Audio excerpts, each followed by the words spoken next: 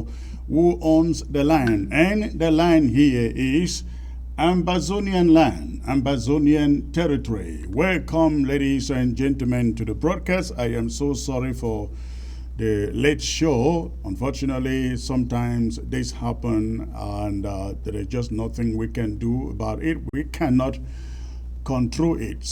But I'm so excited you are all tuned in to be part of this broadcast. Please go ahead and let's get the platform populated as quickly as possible so that I can come to you with the presentation. I want to believe that all of you on ground zero in the USA, in Europe, in the UK, in South America, everywhere across the globe, you all had a wonderful weekend.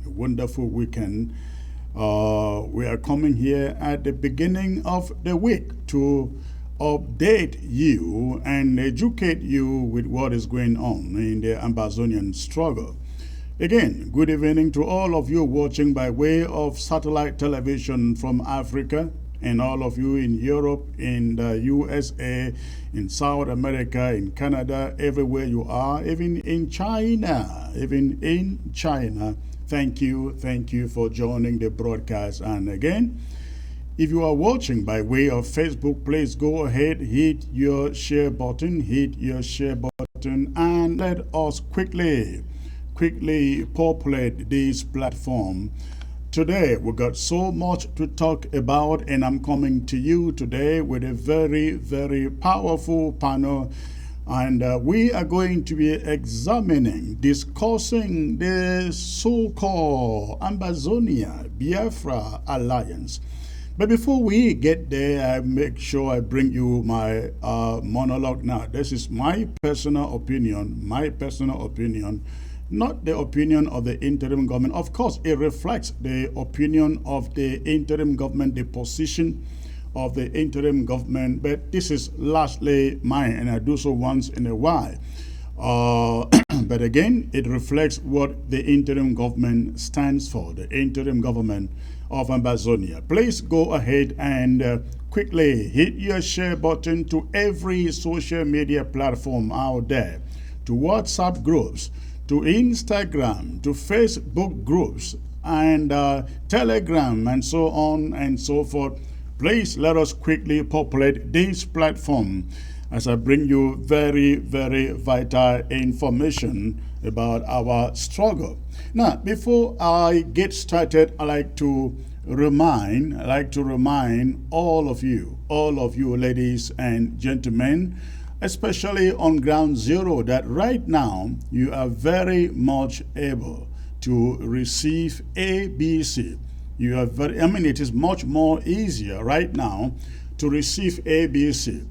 To watch ABC on ground zero is very easy, very, very easy. If you already have a free-to-air decoder,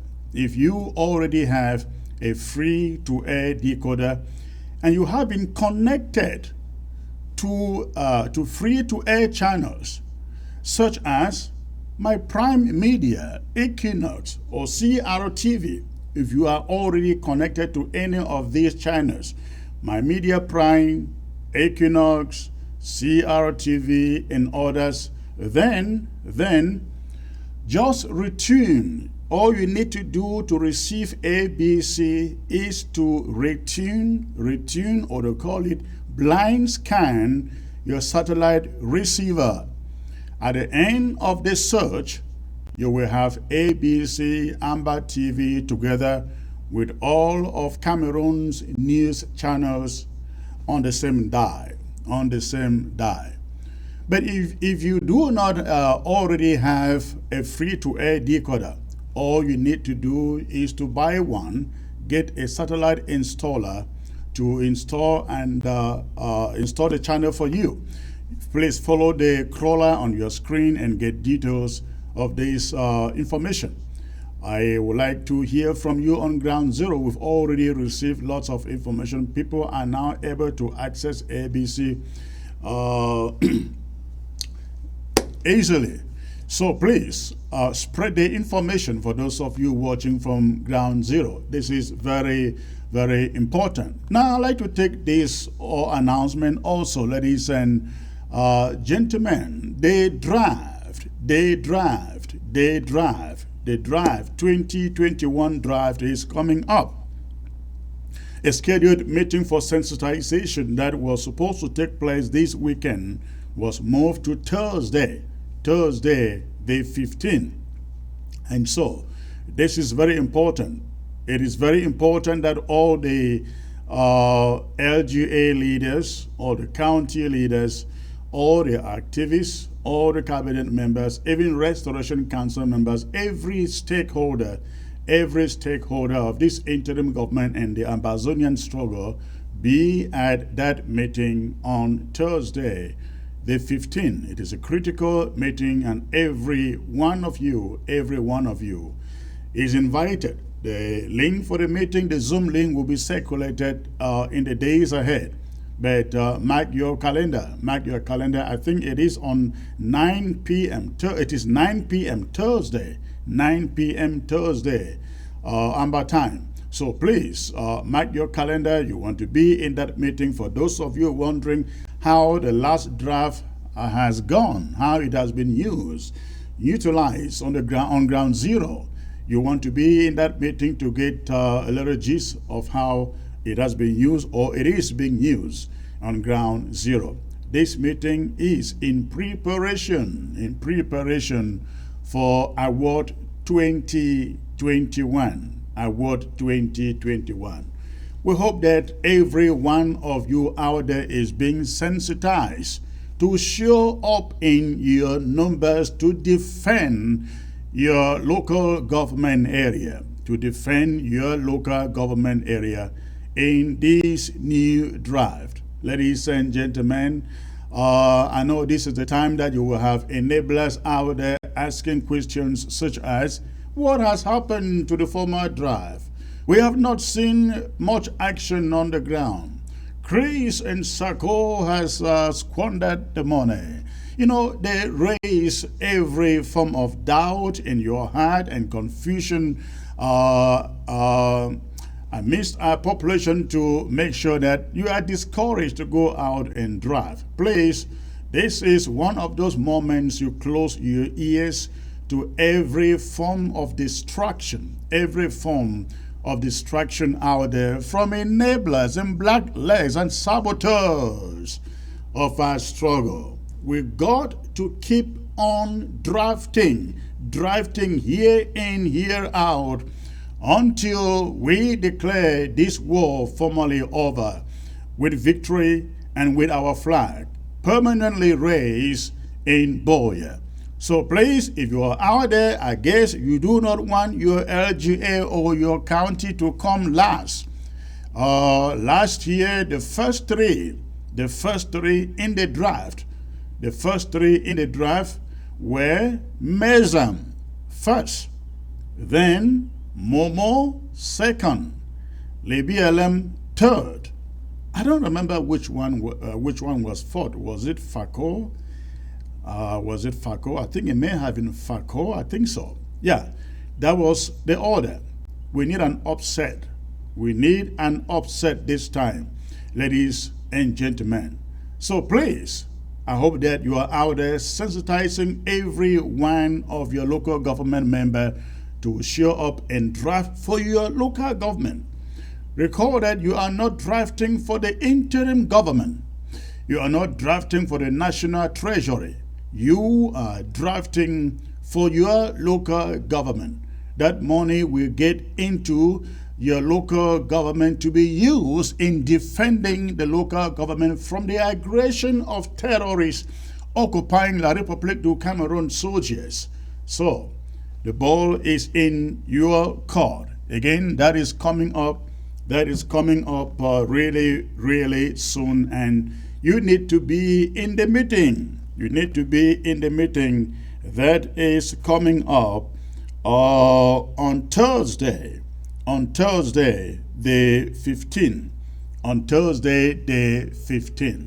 Now, I will quickly move to another subject, ladies and gentlemen. Again, continue to hit your share button I will move to another subject, which is an update from Inwa. Ladies and gentlemen, can you hold, please?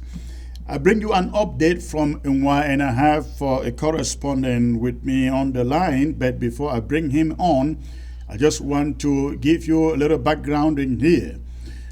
We have learned that Fulanese went back to Inwa to attack the community. Unfortunately, our boys, AMBAZONIAN Restoration Forces, this time were able to repel them and they withdrew. However, they withdrew back into Nigeria. The Fulanese withdrew back into Nigeria. However, we have learned that they are preparing a comeback into Inwa, and they are actually being sponsored by the regime in Yaoundé to destabilize that community and to grab indigenous land. That is in Inwa. With me, joining me here on the line is a comrade who has been very, very informative about this incident in Inwa. Hello, I would not like to disclose his name for security purposes, ladies and gentlemen, but just take the message. Hello. Hello, Shakish. Thank you, sir. Thank you for joining me. Can you hear me? Okay, thank you. Okay, so tell us. It's been about 3 weeks now that we never talked for this Inwa incident. Tell us what it go on for Inwa at the moment. Krishna say how people don't talk so. We Amba people don't talk say we no go fit for Shidon. We can hear how they kill people. Really 2 weeks now. How one power don't come out for go make a member. But other people they don't come out with they come out with cow. Can put them inside a farm. A chop and rice. I put them for rice farm. You can holler them. So why they put them for a rice farm? They talk say if you talk they will kill you. Cause you don't quiet. Well, the next day, one come the day for inside cocoa farm. This Mbororo, they don't come for inside a palm bush for palm wine. They drink all palm wine for inside bush. They don't drink them all. Come out now, can't talk for person which you probably do. We want to be answer now for some place they call and say see for corner Savongari or the quarter for Cabo Savongari. So they don't talk say he don't the talk that they say what he say yeah when I become take cow put them for my farm why when I be doing so. See you go talk again. See no when I come up for drink my member which we don't do for una. That would people don't take now they choke you outside kill them. Now when this one happened. They want a bit like 2 weeks ago because we never talk with this palaver. Yeah. I want to remind you for that one. Because okay. We don't talk for that palaver. We don't talk for many things. We don't talk for this one. Okay. So this one like 2 weeks for instance Savongari for people don't carry this man who they don't took and bring them for Joe for a chief for city house. For say now no people bury this man. You will don't go. You join with the people to bring them. Come spoil within the people bury them. Younger people don't treat them. They talk say they will fight these Bororo people. Now the Bororo people they don't call some other Bororo they make them come. They call them from where? Steve from Nigeria. They call the one for Nigeria, call the one they did around Savongari, where they did for that side for Ngu, the one they did for that side for Jato. They call them for telephone, make them come. Now, so when they want come, they want run now, come meet up now, con the people, inside will con the people. He one. Now, we no day for run. We con the people now hold you for them. Say must tell you who are the other people they did. What the one between take you for go with them. Easter fight, she took some man, they beat it now. He died too. Now government don't they don't talk say make them that parliamentarian for one. Mr. Adamu. Yes. He said enough he do no nothing because government not get power for do anything for help. Now only force and that they don't bring nobody. But Bororo people now they don't go call other Bororo them. They want for Nigeria. So one before Friday, they don't come again. Plenty. This last Friday. Friday, so we're in 3 days, maybe 2 days. So. Yes. They don't come say they won't come job younger people again. For kill we now we do for they don't stay for the all life. They say we will come out give them lamb and put their cow. So one week Friday they don't bring the one for Nigeria, they don't bring the one for around Savongari. Make them come now can attack we. That side for the one come now. When younger people don't try to talk to me, this AMBAZONIAN avoid them. That restoration forces made them help protect the population. So the boy they don't ready now. Well the wait. The one can sit down Bororo with them come out plenty to come. They don't even know say boy they don't prepare. Just the way with the boy they start fire gun. Just the gun with the fire. Or they come out run, go back. Now we don't say they do for Nigeria, they go with the other brother, they bring them back. But they can continue for killing people. So far, since the last time where we talked on this subject, the colonial administration for Nwa, what they don't do, they still stand up for these Fulanis. They never catch no one Bororo man. Even the one where they don't come, so can't took this power at the top, they die. All government know the people there. They know outside and they never catch no one. They never talk no nothing. They know they do no nothing for hell of people. All my people don't suffer. All contribute to suffer. Oh man, this part now old man we don't this one be around 75 years. When they don't catch you people. You can order a killer to run for them. Bring your mimbo. If probably they for farm they do na cocoa. They can scatter all the cocoa. Now, how about the refugee situation for Nwa? People that still run out for go to Nigeria, for go hide themselves in refugee camps? Plenty people don't come out. Because government for La Republic no they do no nothing for help the people. And Bororo they go, they come, they only increase now for increase. People don't run there for their farm them all. People don't run for their house them all, they want to want them. So someone did go for that side from Taba, someone did go for that side for Magba, someone did go for that side for banking. But plenty don't go for Nigeria. Plenty don't go for Nigeria. Go still for this. Plenty people don't run go for Nigeria, and the see what they do for village them. They come up go join for some one village or stay for together because if they go one they will kill them. So people know the work farm. Even government for Savongari they do for one. Do for one don't give order. Tell me no farmer, no whole cutlass, no whole for work farm. That one, nothing over the work farm. So they don't talk say, maybe they know who see man with you, maybe they know see man with cutlass. So how farmers for that place then they do for go whole farm?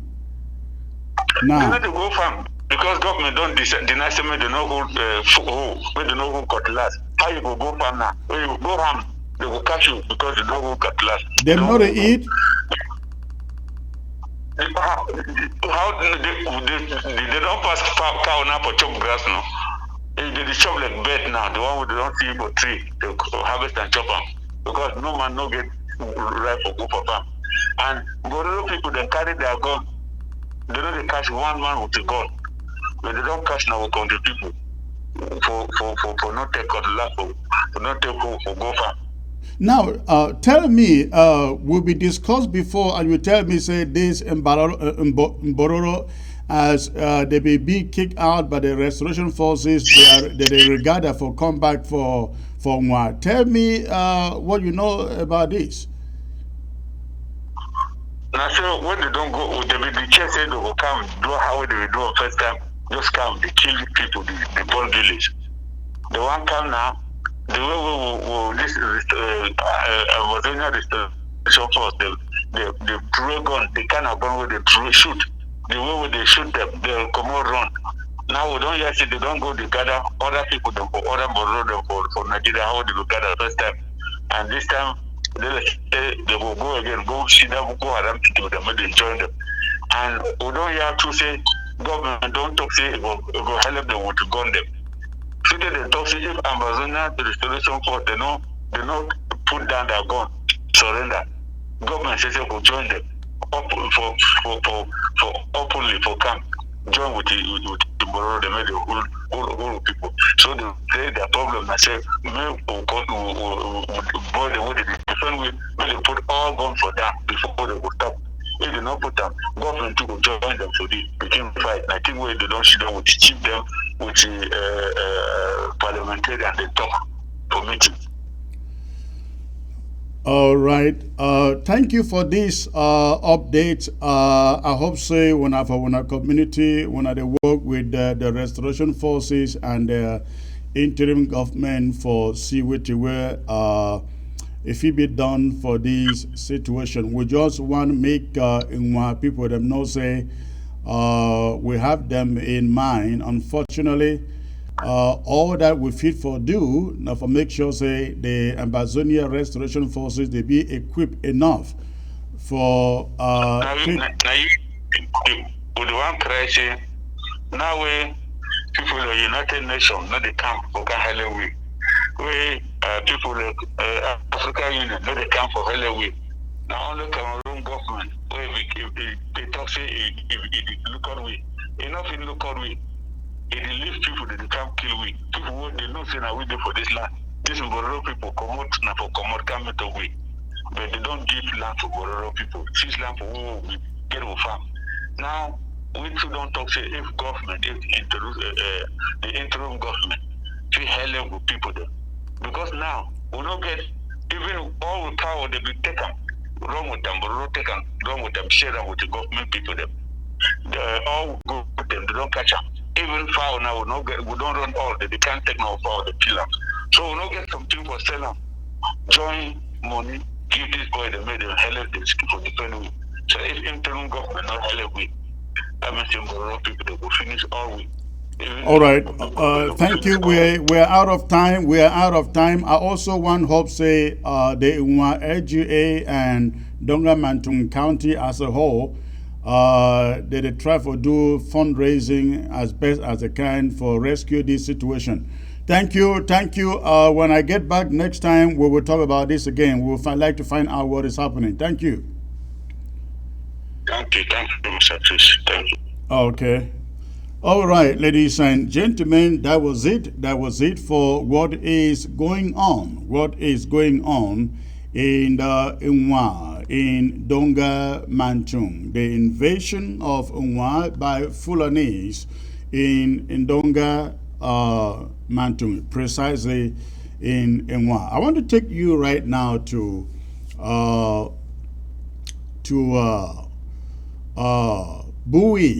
Bui, where you have the unbeatable Bui warriors. Take a look, ladies and gentlemen. What you are looking at on your screen, that is what took place. That is what took place over the weekend in Bui, and that is a handiwork of Bui warriors. Again, I call them the unbeatable Bui warriors. Bui has become a burial ground, ladies and gentlemen, like the BLM, in this conflict where they are decimating French Cameroon soldiers in their numbers.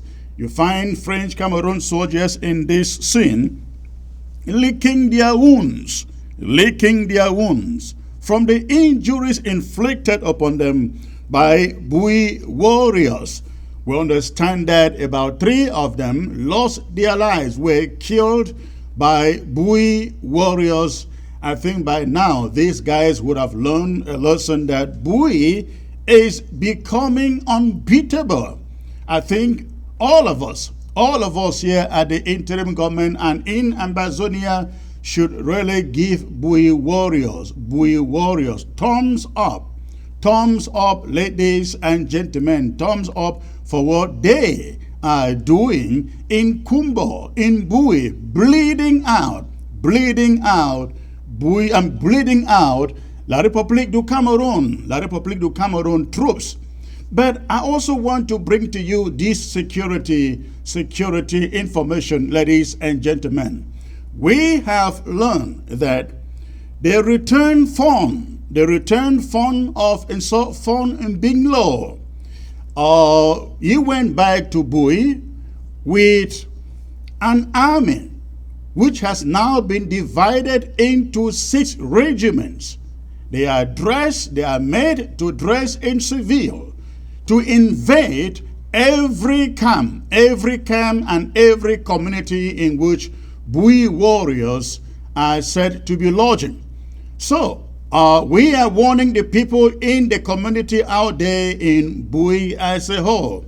Be very, very vigilant who is coming into your community. And the one thing that we've also learned is that these infiltrators, these La République du Cameroon infiltrators, soldiers brought in by Fon Mbinglo, I think Mbinglo III of Insult, they are Insult indigens. They can speak the dialect, they can communicate with the people with ease, and so they are brought in to infiltrate the camps of Bui warriors in the 6 communities that make up Bui. So please, we are passing a warning to every civilian in Bui. Your community is being invaded. When you go anywhere, you are talking to anybody, be very, very careful whom you are talking to, because you may be talking to some of those guys who have been brought in by Fon Mbinglo III of Insult to track and to kill Bui warriors. Of course, we can't fail to ask Bui warriors to be extra security conscious at this moment, because these guys are brought in purposefully to track them down and to kill them. So I hope that Bui warriors get this news. Before I leave this subject, I must say thank you out there to all of you Bui warriors who are making Ambazonia proud. If this was all about Bui warriors and some of the fighters around Ambazonia, I bet you this thing would have been long over. It would have been long over. I want to, on behalf of this interim government, send our thanks, our appreciation to all the fighters, all the warriors out there in Bui. God bless you all, and may He continue to protect you, give you wisdom and strength to continue to do what you know to do best. God bless you all. Okay, ladies and gentlemen, at this moment, I will take you to the main subject of the day. I will take you to the main subject of the day, which is my monologue, which I titled The Emptiness in Biafra Alliance. The emptiness in the Biafra Alliance. I am so sure that most of you have been so bitter about this, to the extent that it just takes some maturity for you to hold your peace. But I come to you with good news. There is just no reason, ladies and gentlemen, for which you should be worried or troubled about this stage-played so-called world press conference out there by Cho Ayaba and Nnamdi Kanu. And so, ladies and gentlemen, I'd like you to sit still and as I bring to you my monologue for the day. After the monologue, I will be bringing in the panel for the day. And they will give their take on all what this is about, So please, as I bring you the monologue, continue to hit that share button. The supposed world press conference of last week between Cho Ayaba and leader of one of Biafra's factions, Nnamdi Kanu, has drawn a lot of fury and outrage from the majority of Ambazonians, both in ground zero and in the diaspora. And rightly so. And by the way, the international press conference, as advertised, turned out to have no such international character in it. I guess many of you were expecting a galore of international press, where it turned out that not even the local press was there. Even so, responses from Ambazonians and Igbos were not mixed. They have been blunt and crushingly to their disapproval. Not a few people have bore their feelings on the piece of stage-managed propaganda. One person had this to say, and I quote, "When the phony World Press Conference with one Mr. Nnamdi Kanu was announced, I thought I would follow the press conference on any world news website. To my greatest surprise, not even a local media syndicate aired the so-called World Press Conference." This is coming from one Chijioke Ifeanyi. He wrote from Enugu. Another observer wrote, and I quote, "Nigeria crushed Biafra under Odumogwu Chukwu Emeka Ojukwu, the Ikemba of Nnewi, when Biafra was strong and recognized by some foreign states, including France. Nigeria will still crush Biafra with ease now." But this is his regret, and I quote, "Unfortunately," he said, "Ambazonia has been betrayed to the slaughterhouse on both sides by the ADF." End of quote. Wilfred Tasang, writing from prison, weighed in and had this to say, and I quote, "The one message the Nigerian authorities are receiving from this so-called alliance is this: if they allow the Southern Cameroons and Ambazonia to restore their independence," Wilfred Tassan continues, "then their territory will serve as a corridor for the IPOB to ship in arms. This message is so unmistakable that even a baby revolutionary will not miss it." End of quote.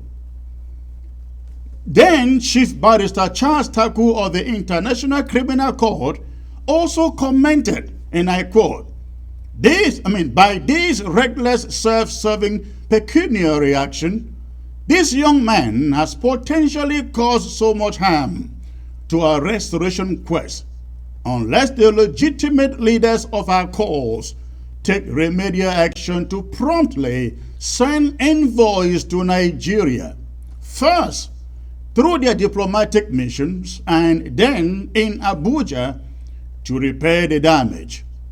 Charles Taku continues, "There is no legal or strategic or diplomatic reason for this reckless conduct." End of quote. That was again from Chief Charles Taku.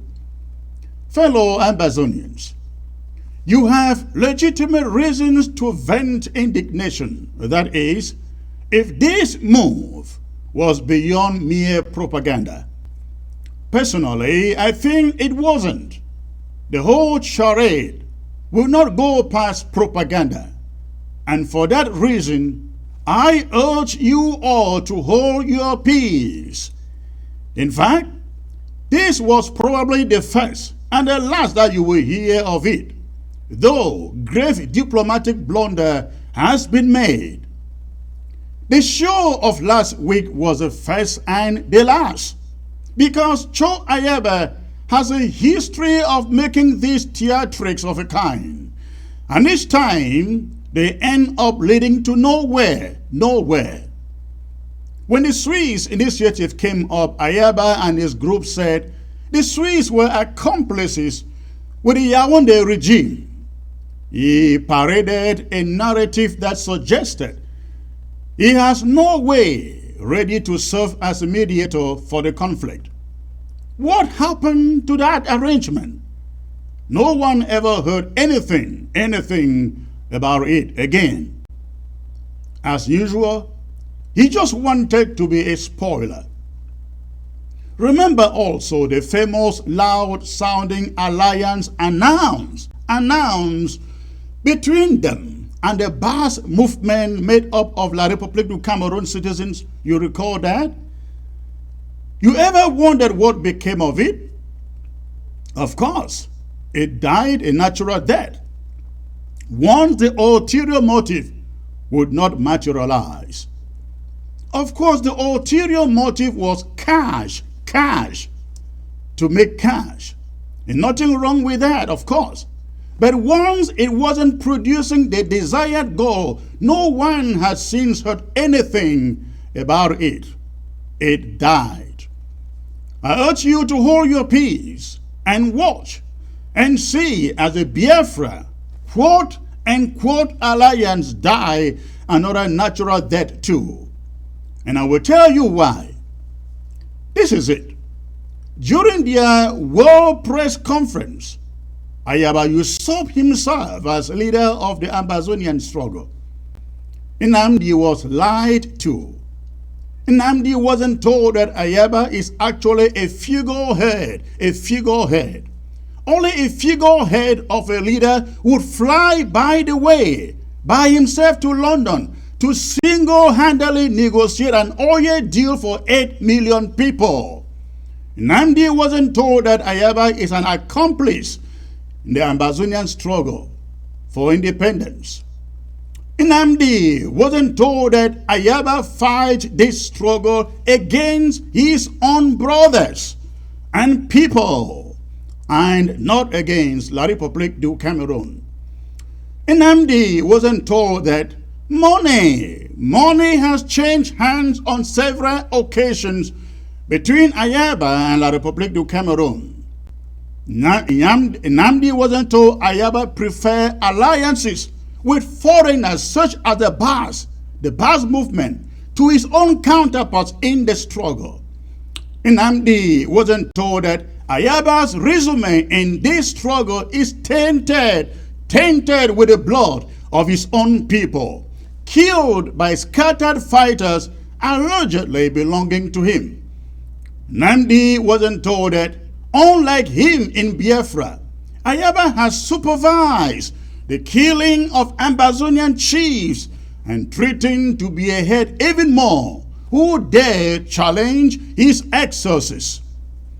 Nnamdi wasn't told that the only thing that put the face of Ayaba in the Ambazonian struggle is the act of kidnapping, abduction, and ransom taking from the very masses he should be fighting to defend.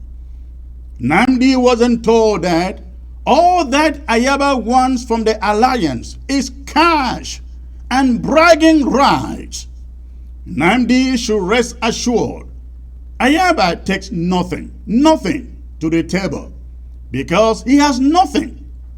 If indeed he did, won't all of us have seen it for the past 4 years and counting? He has nothing to show in the course of 4 years of this conflict.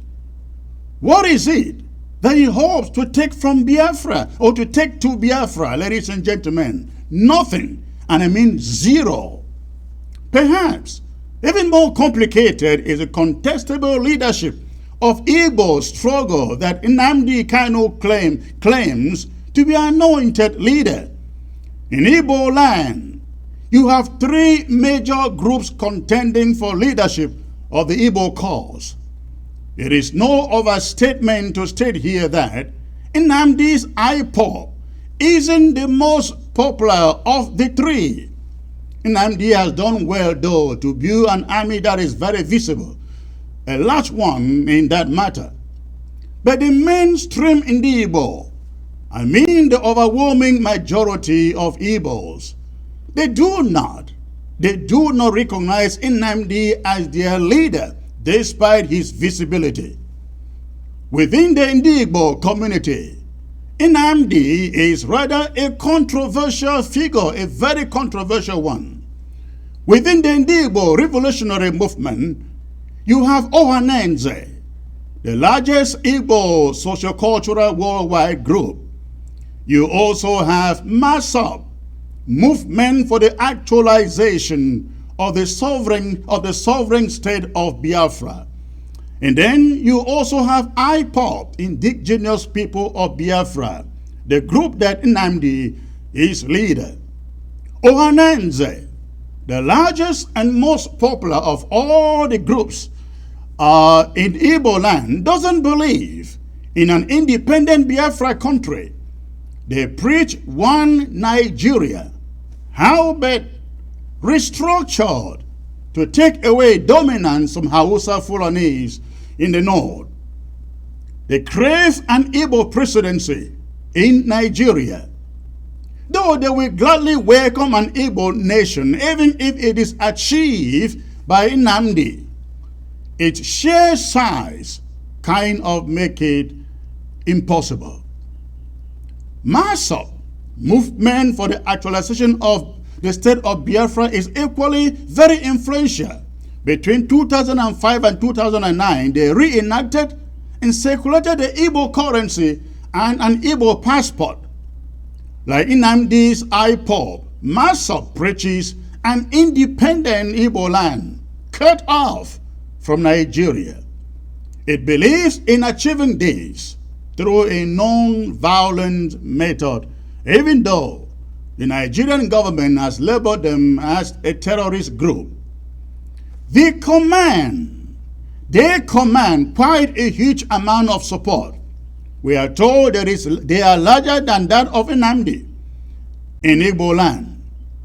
The point is that as far as this alliance thing is concerned, ladies and gentlemen, Nnamdi may just be another Ayaba, that is to say, not qualified to speak for the Igbos by sheer size and influence of these other movements, just as Ayaba cannot speak for Ambazonians by virtue of the size, the support, and the influence that the interim government commands in Ambazonia.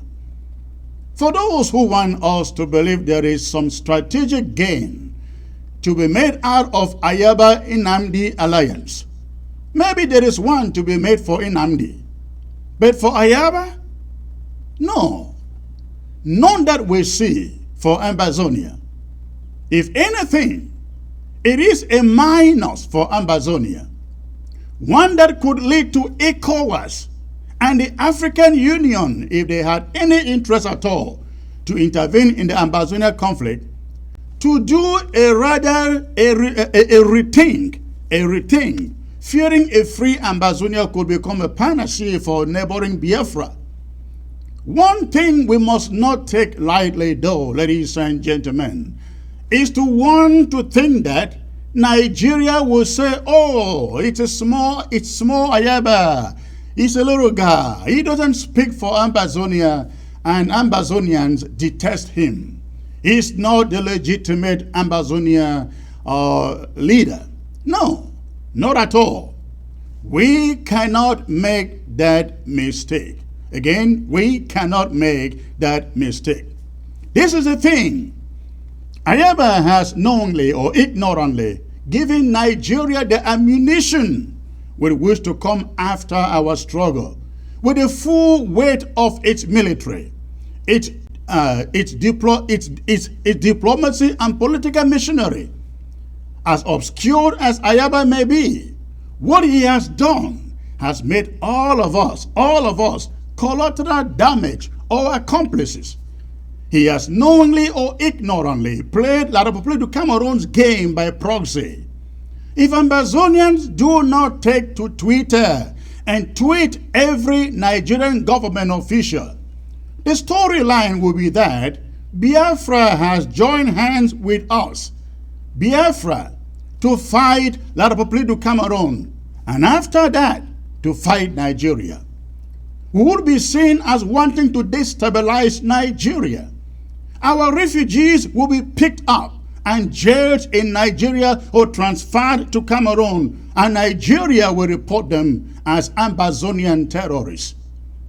The Cameroon police will, in exchange, begin picking up Igbo youths anywhere in Ambazonia, tagging them as terrorists and taking hefty sums of ransoms before releasing them. Since Nnamdi's faction is considered a terrorist group in Nigeria and in ECOWAS, even across the globe, do not be surprised that they start calling us terrorists too. A message La République du Cameroon has always wanted to see resonated. We have been waiting for the AU to weigh into the Ambazonian case for years.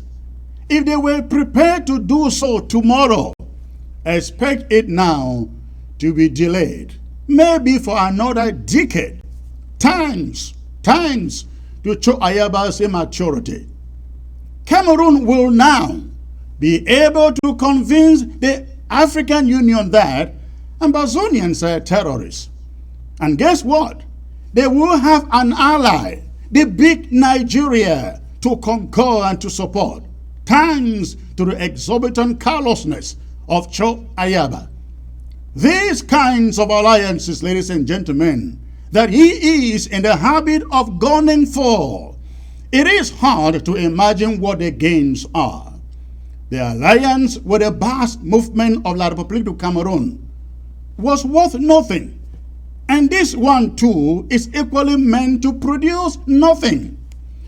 In the point where the Ambazonian struggle is, or at the point where the struggle is, you seek alliances with countries, not with secessionist groups. Secessionist groups have nothing, and I mean nothing to offer us. They cannot give us money because they too are needy. They cannot give us arms because they can never have enough for themselves. They cannot recommend or lobby for us at the regional level in ECOWAS, at the continental level with the African Union, nor at the United Nations or any country, because if they could, they themselves would be an independent country, but they are not. Fellow Ambazonians, my appeal is that we should consider this just as one of those setbacks along the road that we must overcome. A chief brutalism of Ambazonia that we must overcome. We have no option but to overcome. As I have appealed here time and again, let's prepare our minds for a long, drawn-out war against La République. Things like this only remind us of who the enablers really are among us. But we shall not be discouraged. We shall not faint. We shall not be perturbed.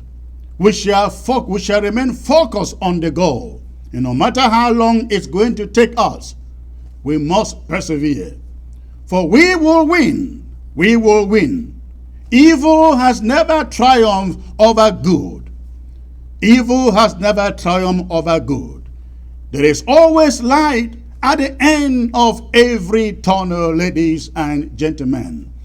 And with patience, perseverance, and faith in God, we are going to make it, despite all, and I mean all, of the obstacles. All right, ladies and gentlemen, that is it. I will now bring in here my panel for the day, ladies and gentlemen. I am joined here today uh, by Comrade Barrister Ghana Valentine, joining me from the state of Arkansas. Also joined by Barrister Timothy Bisa, joining me from the state of Pennsylvania. And also on the line, joining me, ladies and gentlemen, from London, Barrister Martin Tumasang, ladies and gentlemen. Such a privilege to have all of you back here on the set.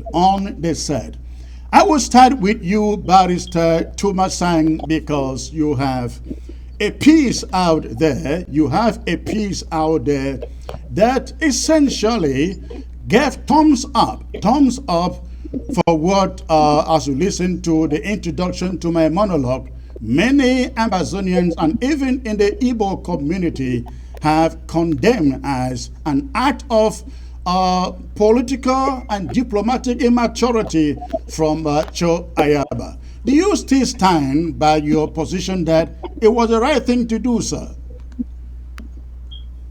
Chris, I still stand by the position that it was the right thing to do, and there is very little which will happen either to Amazonia, to our refugees, or to our reputation. First, this is not the first time we've signed such an accord. I will start by telling you about Cabinda versus Amazonia. Cabinda, for those who don't know, just to give them a background, in 1885, Cabinda, under the Treaty of Smulamboko, became a protectorate under Portugal. And then in 1956, instead of Portugal continuing to run Cabinda, it transferred the administration to Angola.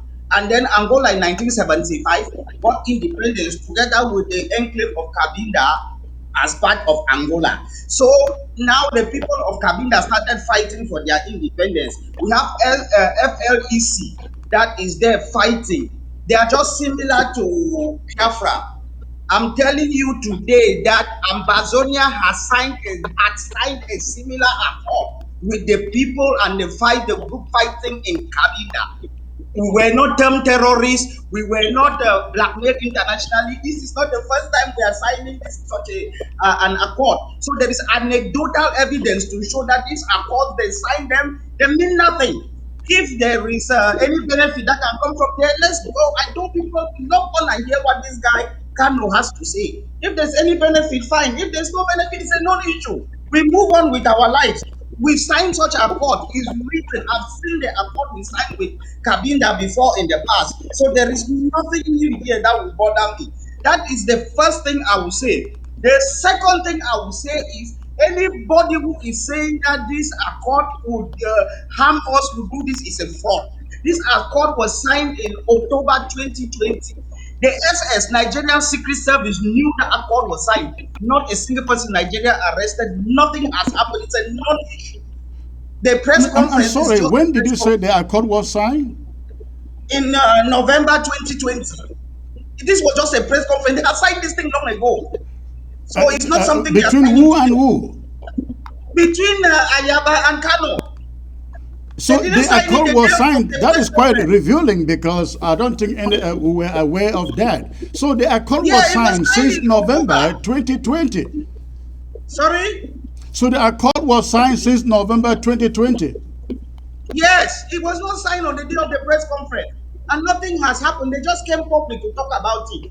Mr. Chris, to be honest, you as a journalist to be making a big deal out of this thing is totally absurd. Nigeria is not scared of Ayaba. Nigeria is worried about Southern Cameroon, not because of Ayaba's action, but because of one person's action. No. I think you got me wrong. I think you got me wrong. I didn't say Nigeria is afraid of Ayaba. No, of course, not by any means. No, I'm saying that Nigeria will be afraid of Ambazonia by proxy of Ayaba. No, you say it will cause us harm in African Union, in ECOWAS, and you list all these things. I'm saying the harm that it will cause us is not being caused by Ayaba, it's being caused by a certain person, a certain ambassador. Let me explain to you why I said so. You will recall that I went to Nigeria. That was 2000 and was it 2019 when Sisiko and the rest, they were abducted by the Nigerian Yes, government in complicity with the Cameroon government. I went to Nigeria. yes, I spoke with officials of the Nigerian Refugee Commission. I spoke with the High Commissioner for Refugees, UNHCR, in Abuja. And guess what they told me? They told me the reason that Sisiko and the others were abducted was because they were building, training an army in one state in Nigeria. The name has gone off my mind. And you recall that the army that was being trained there was under the control of Ayaba. But these authorities, they picked up Sisiko and the others. When I tried, I did everything to explain to them that Sisiko had nothing. He had nothing to do with that army being trained in Nigeria. They didn't believe me. They told me, what is the difference? You are all the same. You are all separatists. You are all secessionists. So, in other words, what Ayaba was doing there led to the abduction of Sisiko, Tarsang, and the rest. This is what we are talking about. Please, what which led to the abduction of Siseko, that panicked Nigeria, it's not Ayaba's action. What happened is Professor Martin Charles' action. Professor Martin Charles crossed the international boundary and went and is claiming three states in Nigeria, which were former northern Nigeria, to break Nigeria, carve them, take those three states, come and join with Southern Cameroon to form Comrade, his UN but no, I think you are shifting responsibility. Martin Chair has made that claim for the duration of this entire struggle. Let me finish my point. Can you get a point? I think you are essentially framing up Martin Chair because listen, he has made up those claims for the duration of this struggle. Never allowed me to finish my statement. How do you know what Go on, answer the question. Martin Chair has made the claim throughout the course of this struggle, not 4 years. As an intellectual, let's be fair. Ayaba has not claimed 1 square meter of Nigerian territory. Professor Martin Chia with his group are claiming 3 states of Nigeria. They want to break Nigeria, make the states come and join Southern Cameroon. The population they want to take from Nigeria is more than the population of Southern Cameroon. That is where panic. Nigeria formed a secret service for Nigeria, formed a whole group just to monitor their movements. They did raids in Ayaba, in Maiduguri, and the rest, captured a lot of people. Those people have been coming to Bamenda to have meetings, more than 25 meetings they have. That is where Nigeria is panicking. Because those people are using UN instruments, they are using UNESCO, they are using so many things. The issue is not Ayaba. Me, I'm supporting that thing because Ayaba, the is no issue. The person that is panicking Nigeria to be capable of trying to access it for their race is the fact that they are trying to divide Nigeria. And you know the union between northern Nigeria and Nigeria is not very clear. No union treaty. That is the one that panics them. It's not Kano. It's not Ayaba. All right, all right. Thank you, comrade. Stay put in there. Let me get to the other panelists and let's get their take on this. I will go to Barrister Tim Mbise, who is a very, a veteran lawyer here who has worked with the United Nations in the Ivory Coast. Barrister Mbise, tell me what you make of this so-called alliance between Ayaba and Nnamdi of Biafra, please. Thank you very, very much. Before I start, I would like to remind Mr. Tumasa, as a lawyer, to know that in international relations, language has consequences, actions as well. And for that, most of the wars that were witnessed around were not started by action. They were started by simple words. Is Ayaba responsible? Yes. Let me clarify, Mr. Tumasa. If you remember, the so-called training in Dadi in Nigeria, it did not end there. Was that training from Nigeria indeed? that caused the Republic to go and invade Manfred. If you have not forgotten, the prefect of Mayo at the time, danger was coming. And what did he do? He issued a circular asking the people to run away. And they ran. And the military came. And they killed them. Since that 4 years ago, we have not seen the army that Mr. Ayaba trained and landed through that. So, sir, you are, I think, wrong. Secondly, as a lawyer, sir, you know that when you go into complete agreement between Nnamdi and Ayaba or some type of agreement, there's what we call consideration. What is Mr. Ayaba offering to the so-called Biafra in return for what? I don't know. Legally, I have not found one. Therefore, we must agree that propaganda has it. Yes, my matters not to Nigeria.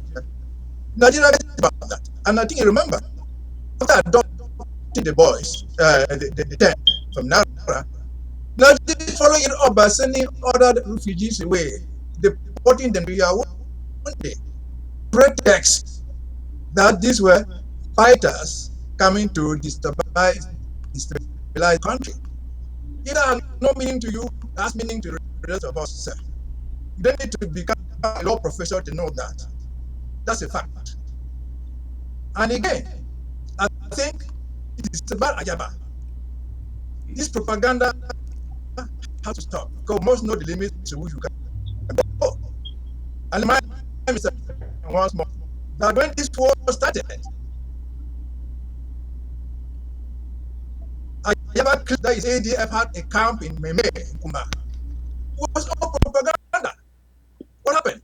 It turned out that he had a camp. Well, what was the camp? The camp was based in Mokete plantations for a price of 4 million francs at the least. There's a record of Ayaba discussing the distribution of that money that was paid to him by Mokete plantations. Is that propaganda or war? No. The track record is long, sir.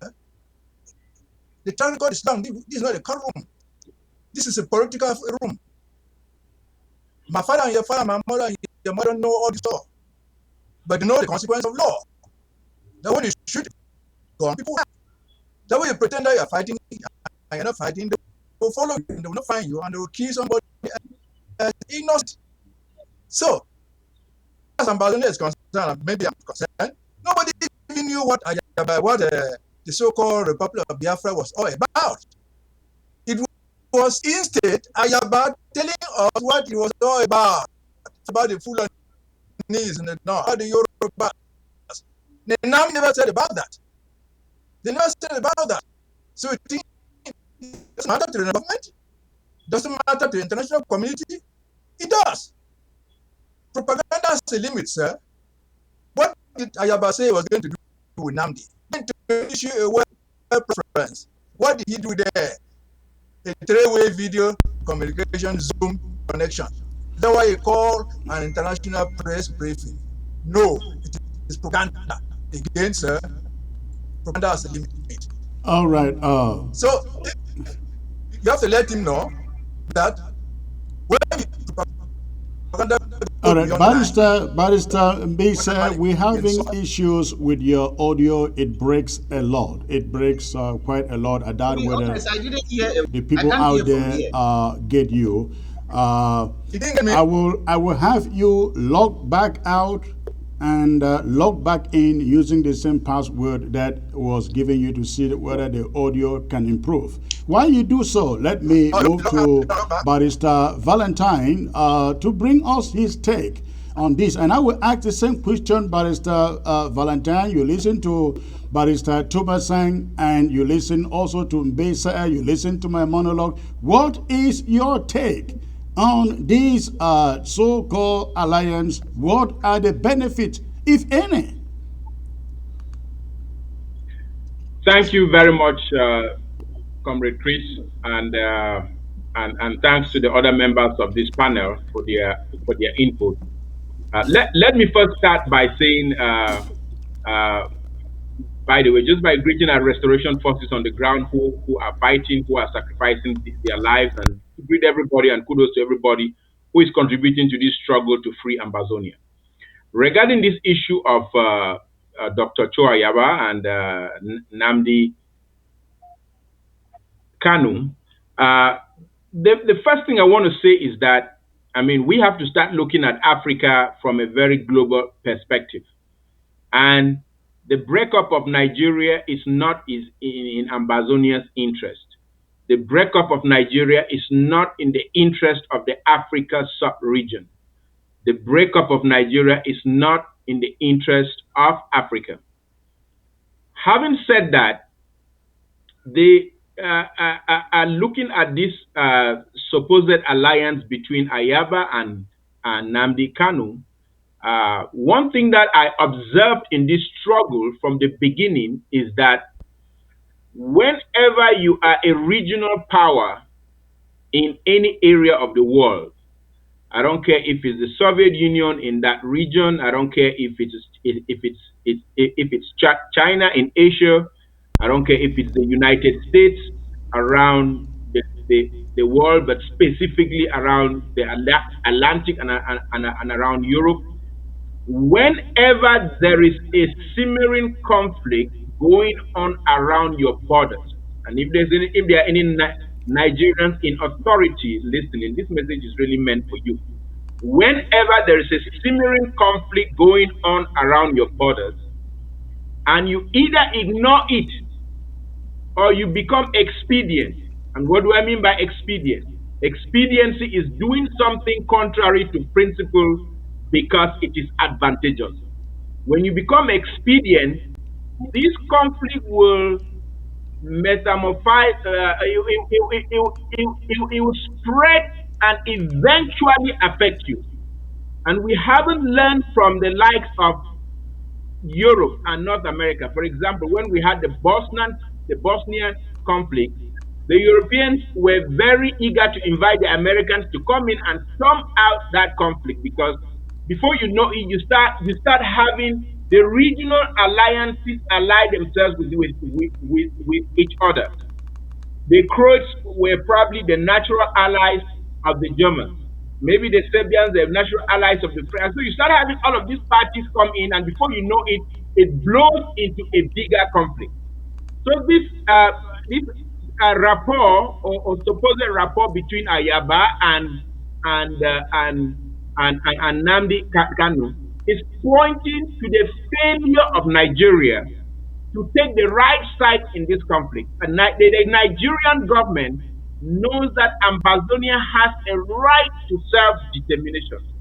The Nigerian government knows about Resolution 1608 because they voted for it. 1514. They were part of all of those resolutions, or they had exposure to them. But they've chosen to take a blind eye to over 25,000 being murdered on the border of their country. And now they are beginning to have some, I don't care if it's just a propaganda issue, but there are possibilities to have Ambazonians, whether publicly or privately, align with forces within the Biafra movement, which goes to threaten that whole Africa sub-region. And so, whether the impact is positive or negative, I cannot really weigh in on that appropriately because I don't know Nnamdi Kanu that well, and I haven't seen a lot that is substantive about Dr. Cho Ayaba towards aligning himself first with the other movements of Ambazonia. Aligning himself with Sokadev, aligning himself with the interim government, allowing himself with people who are fighting on the ground, making public statements to condemn the kidnappings that are happening on Ambazonians by ADF guys on the ground. So, yes, there's some potential. It might have some international resonance, but Ayaba is 100 steps ahead of himself. The whole is always greater than the sum of its constituent parts. And Ayaba should take that move to unite the Ambazonian struggle, and the Ambazonian struggle will be able to strategize better towards emancipating Ambazonia. Thank you. Thank you. Let me get back to Barrister Martin over there. Barrister Martin, you made mention of the fact that this deal was signed since November last year. Since November last year. If I may ask you, if you are a supporter of Mr. Ayaba, what do you make of the fact that Ayaba has reached out to the Basque movement, this Francophone movement? He has reached out to the Igbos, but he cannot reach out to his own brothers with whom he's supposed to be fighting against La République du Cameroon, sir.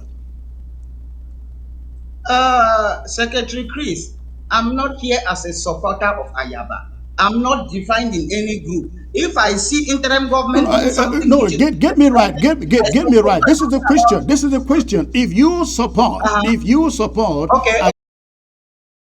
Wait. If you support Ayaba alliance with Basque, you support it with Biafra. Why can't you? Why should he? Why should you not say to him, why not work with your own brothers?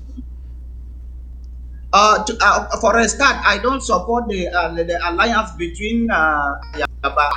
That one is not something which I support any alliance with anybody in La Republic. The one with Biafra, I can support that. Yes, and to work with the other groups, I support also. The principle of working with his brothers, that principle everybody wants, but we don't know how to get it to work, Secretary Chris. It's how to actualize it. That is the problem of everybody. They fight, they abuse, they do stuff. It's not working. There is nobody who will not say work together, but we don't know how to do it. So we learn to coexist. The problem, Barrister Martin, is this. When you have a counterpart in the struggle who is fighting your own brothers, killing your own brothers, and you cannot name a single battle he has fought against the enemy, don't you see a really big problem there? Chris, if anybody is fighting and killing another Ambazonian, every Ambazonian will say that we cannot support that. Whether I'm talking theoretically, nobody has brought any evidence to say this one is killing that one, but nobody can support that if you are killing each other. Secondly, on the issue of battles, they are fighting a bit. I don't know the extent of it, but I've seen them lose fighters. They are not losing these fighters in a beer parlor. Somebody is fighting somewhere and losing fighters. If you ever had shown, there are people who are on the ground dying. So they are fighting to the extent. People are taking to extreme. Apart from late General Ayaba, whom we were told was killed by La République du Cameroon soldiers, I do not recall any single ADF soldiers that has been killed by La République du Cameroon soldiers. Instead, we have it in the books that La République du Cameroon soldiers are fighting alongside, they accompany ADF soldiers to fight against other Ambazonian soldiers. Secretary Chris, there's a lot of conspiracy theory going. No, this is not conspiracy. I'm talking about something that has been established with photographs, with footages. You ask your question, let me answer. Some people have accused Ayaba of working for La République, working with La République, having guns supplied to them by La République, all those things. Nobody has put any concrete evidence. It's conspiracy theory. If you listen to their side, Chris, they are accusing you of being an infiltrator, support being an infiltrator. I hear your side. You turn and hear their side. The same things you are accusing them, they are accusing you. So I take those things with the pinch of salt. I can't be bothered. I'm not this program, Chris, you advertise it, that is about the Biafra thing. We should not go into the history of all the evils that Ayaba might have caused for the past 4 years, 20 years in the struggle. We are digressing. Let's concentrate on the Biafra. No, sorry. I think you are getting it wrong. We are not digressing by any means because these are all interrelated. The question was if Ayaba can enter into alliances with Basque, the Francophone movement, they can enter into alliances with Igbo. Why can't they work with Ambazonians, the ARC group? Chris, if you ask them, they will say that they've tried to work with other people, but other people are only trying that they should work under them instead of working with them. They have their own complaints, Chris. It's always two sides of the story. You have your accusations. If you turn to that group, they have their own accusations the same, Chris. That's why we can never work together, because everybody's accusing the other. I am speaking, comrade here. I am speaking as someone who has picked the phone and called Cho Ayaba and say, "Hey, let's come together. Let's talk. Let's discuss." And he promised, "Oh, bro, I'm going to give you a call. Wait for my call. I'm going to give you a call really, really soon." It's almost going to a year. That call never came. So, but let's leave it there. Let me get to Barrister Mbisa, who is now. Can I just mention? Barrister Mbisa, hold on, Barrister Tumasa. I will come to you before I get to Mbisa. Barrister Mbisa, if you can lower down your camera, your camera a little bit, please, and stay on the middle of the screen, please. A little more. Yes, leave it there. More, please, more. Okay, leave it there. Perfect. Okay, good. So, but Tumasan, go ahead and make the point you wanted to make quickly. No, the point I wanted to make, Chris, if it is so difficult to cooperate and work with Ayaba, why can't we consider Ayaba, the ADF, as Hezbollah is in Lebanon? Hezbollah, in terms of fighting Israel, Hezbollah is operating with some autonomy. They try and fight Israel. The government, they give them some allowance to operate. But Ayaba doesn't fight La République du Cameroon. Hezbollah fights Israel. Ayaba doesn't fight La République. So you cannot even compare that. Just last week, Ayaba came on and giving names of his two fighters that were just killed by La République. He talked about when was that? All right, let's hold it there. Let's get Barrister Timothy back in here, please. Let's get Barrister Timothy back in here. Barrister Timothy, I hope your audio is better now. Let me get back to you. I'd like you to finish your thought on this Biafra thing, because we were making that point. It was very solid, legally solid. Unfortunately, the audio wasn't good enough. You're on mute. Jesus. Yes, go on. It's okay, go on.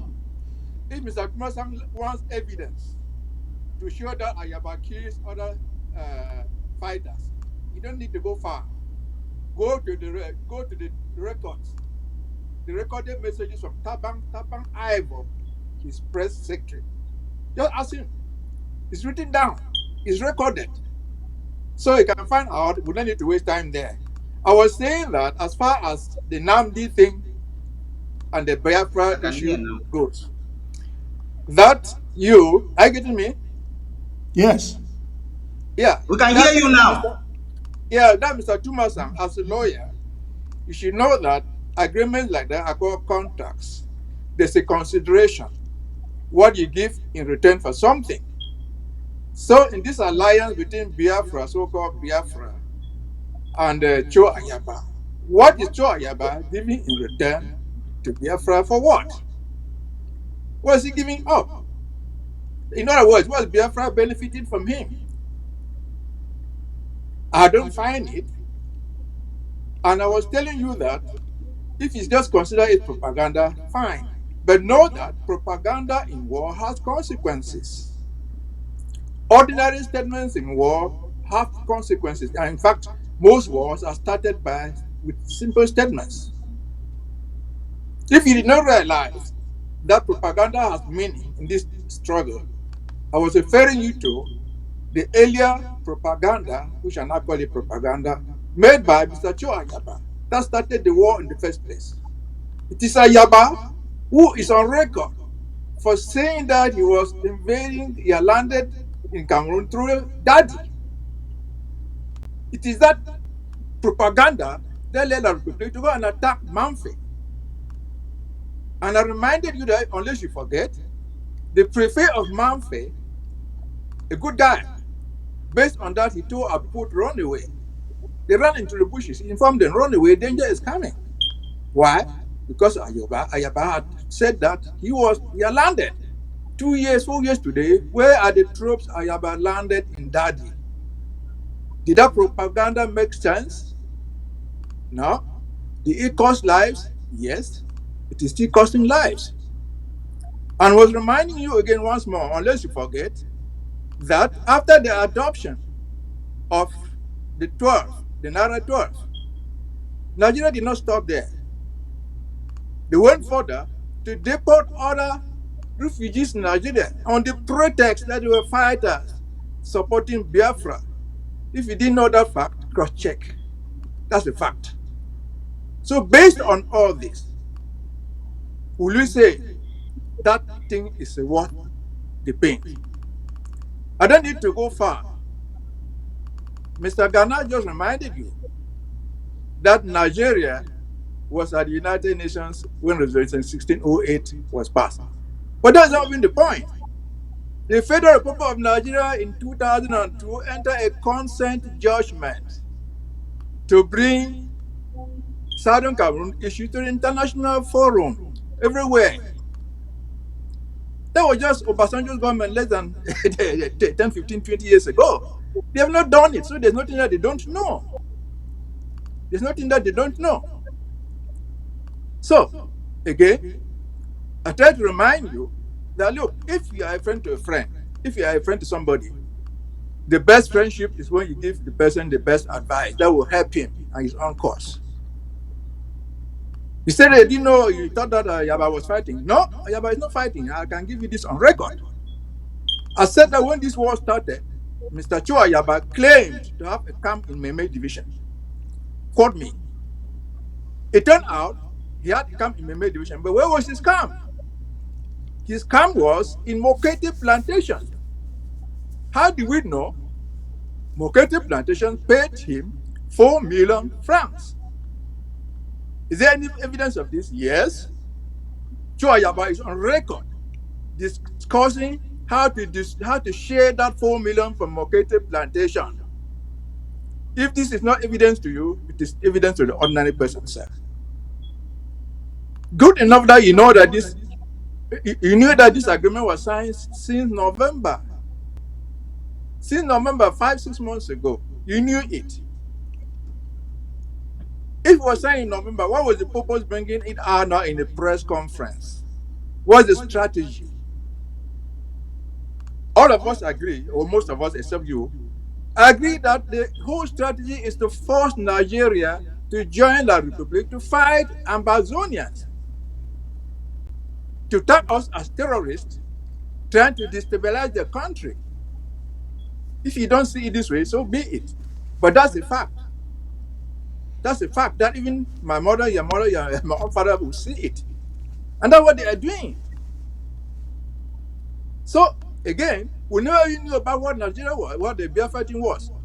It is Cho Ayaba on the super conference who was telling us that the Biafra was about fighting the Yorubas in the north, who have taken the Biafra land, fighting the Yorubas in the south, the Fulanis in the north. Nnamdi never said that himself. And so Ayaba was instead working for Nnamdi.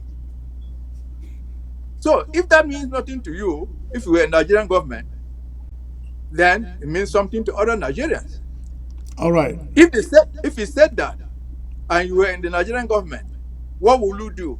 You lie down? Certainly not, sir. Thank you. All right. Thank you. Let me turn to Barrister Martin as a proponent to this move.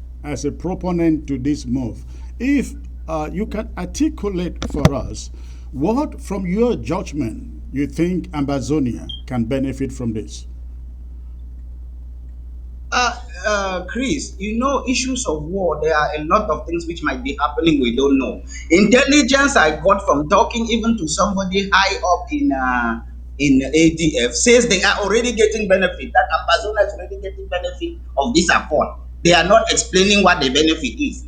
So I will not talk too much of what benefit we will get or not. Our problem is logistics. Our problems is bullets, guns, and bayonets and RPGs. That is our key problem Come, now to fight it all right, for. Whether comrade. they are getting it or not, I don't know. But they claim that they are getting benefits Yes, already. comrade, you will agree with me that you and I have seen the ADF displayed a lot of ammunition on the ground, sophisticated ammunition. Even at a point in time, they displayed ROPGs. I'm sure you saw that. But there is nothing, and I mean nothing that you know, to show for it. So, do you really believe their problem is equipment? And if it is, what are they doing with what they have?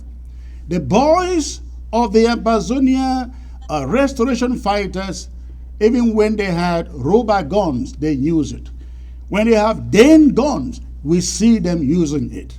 But these guys claim to have RPGs, they claim to have AKs. Where are they using it? Chris, to be honest, I cannot talk about other areas. I cannot talk whether they are fighting in Bijati, whether they are fighting in Meme, the rest. But I know the Bamenda Brigade has been of ADF has been engaged in some fighting. Let's call a spade a spade. Let's give to Caesar what is Caesar's. I'm from Mezam. I can talk about Mezam. I know the Alabukam guys had some guys and they are fighting. I'm leaving The myself to Mezam. Alabukam, the To talk to Alabukam my guys county. are the most dangerous in Mezam. When it comes to kidnapping, ransom taking, they are the most dangerous in inside Mezam. And I'm sure you know that. And others from Mezam, they Chris, know that. your question was whether where are they fighting? I said let me limit myself to my county. I could see some the Abameda Brigade, the Alabukam fighting. Whether they have some other vices, I don't. The accusations fly left, right, and center. You see me, I'm avoiding these accusations. I've talked to people in ADF who believe that the guys who were captured, the 47 or how many captured in Nigeria, is because Chris Ano phoned and gave got information and passed to the Nigerian government. They spurious accusations. I said, please, will never do that. So you are accusing them, they are accusing you. You want me to believe any of them like this?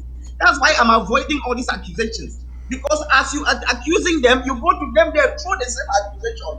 Which one am I supposed to believe? I dismiss Well, all. Barrister, you are Because more this, intelligent than that. You are more of course, that's intelligent why than I'm not that. believing any You of these know things. I cannot exactly believe it. what is truth and what is manipulation. But let's move on. Yes, I Barrister cannot Ghana, let me believe bring you in. Let me bring you in. Uh, Nnamdi Kanu, as I stated in my monologue, is just like Ayaba in this Ambazonian struggle. Because when you go to Nigeria, I don't know whether you know this history. I happened to live in Nigeria and worked in Nigeria in the media for about 5 years, and I came to learn a lot about the Biafra movement. You have Ohanense, you have massive movement for the sovereign state of Biafra and Ohanense and IPOP. IPOP is a little tiny organization compared to these two. Mossop has actually reprinted Biafran currency and they were exchanging at the Benin Nigerian border, and even Obasanjo had to comment on it. They also printed the Nigerian Biafran passport in 2009. Somebody has said if Biafra, with all the support that they had under Chukwu Emeka Odumegwe, that is Ojoku, if they had all that support from France, from Cote d'Ivoire, I think there was also, was it Liberia or one other country, if they had all this support and they couldn't win a war then against Nigeria, what leverage does Nnamdi Kanu even have to think that some alliance with Ambazonia can make a difference in his quest for a free Biafra? Thank you, Comrade Chris. One thing that I want to go back to our previous speaker, the good lawyer, is that he says there is no substantive proof of the ADF being aggressive towards our own people or the absence of ADF in fighting. One thing that I want to let him know, Barrister Tumasang, is that I am the LGH here for Mogamo. And in yes. Mogamo, the restoration forces, and I'm speaking to you earnestly because I speak to the guys on the ground almost daily. The restoration forces have La République as an adversary, and they have the ADF as an adversary. And within the last 2 months, at least three of our restoration forces have died at the hands of the ADF. I have names. Two were killed in Buzan, and one was killed on the road towards Widikum, where they were attacked by the ADF. And at the same time that the attack was going on by the ADF, they were flanked by the military, and one restoration fighter died as a result of that. So that is a factual incident that I can communicate the facts to you if you want to. So again, I will say why the ADF is struggling to make alliances with all and sundry. They should focus on working with us, the restoration forces on the ground, as partners. Then we can have a more lethal approach towards La Republic. So I say that with all purposeful, good intent.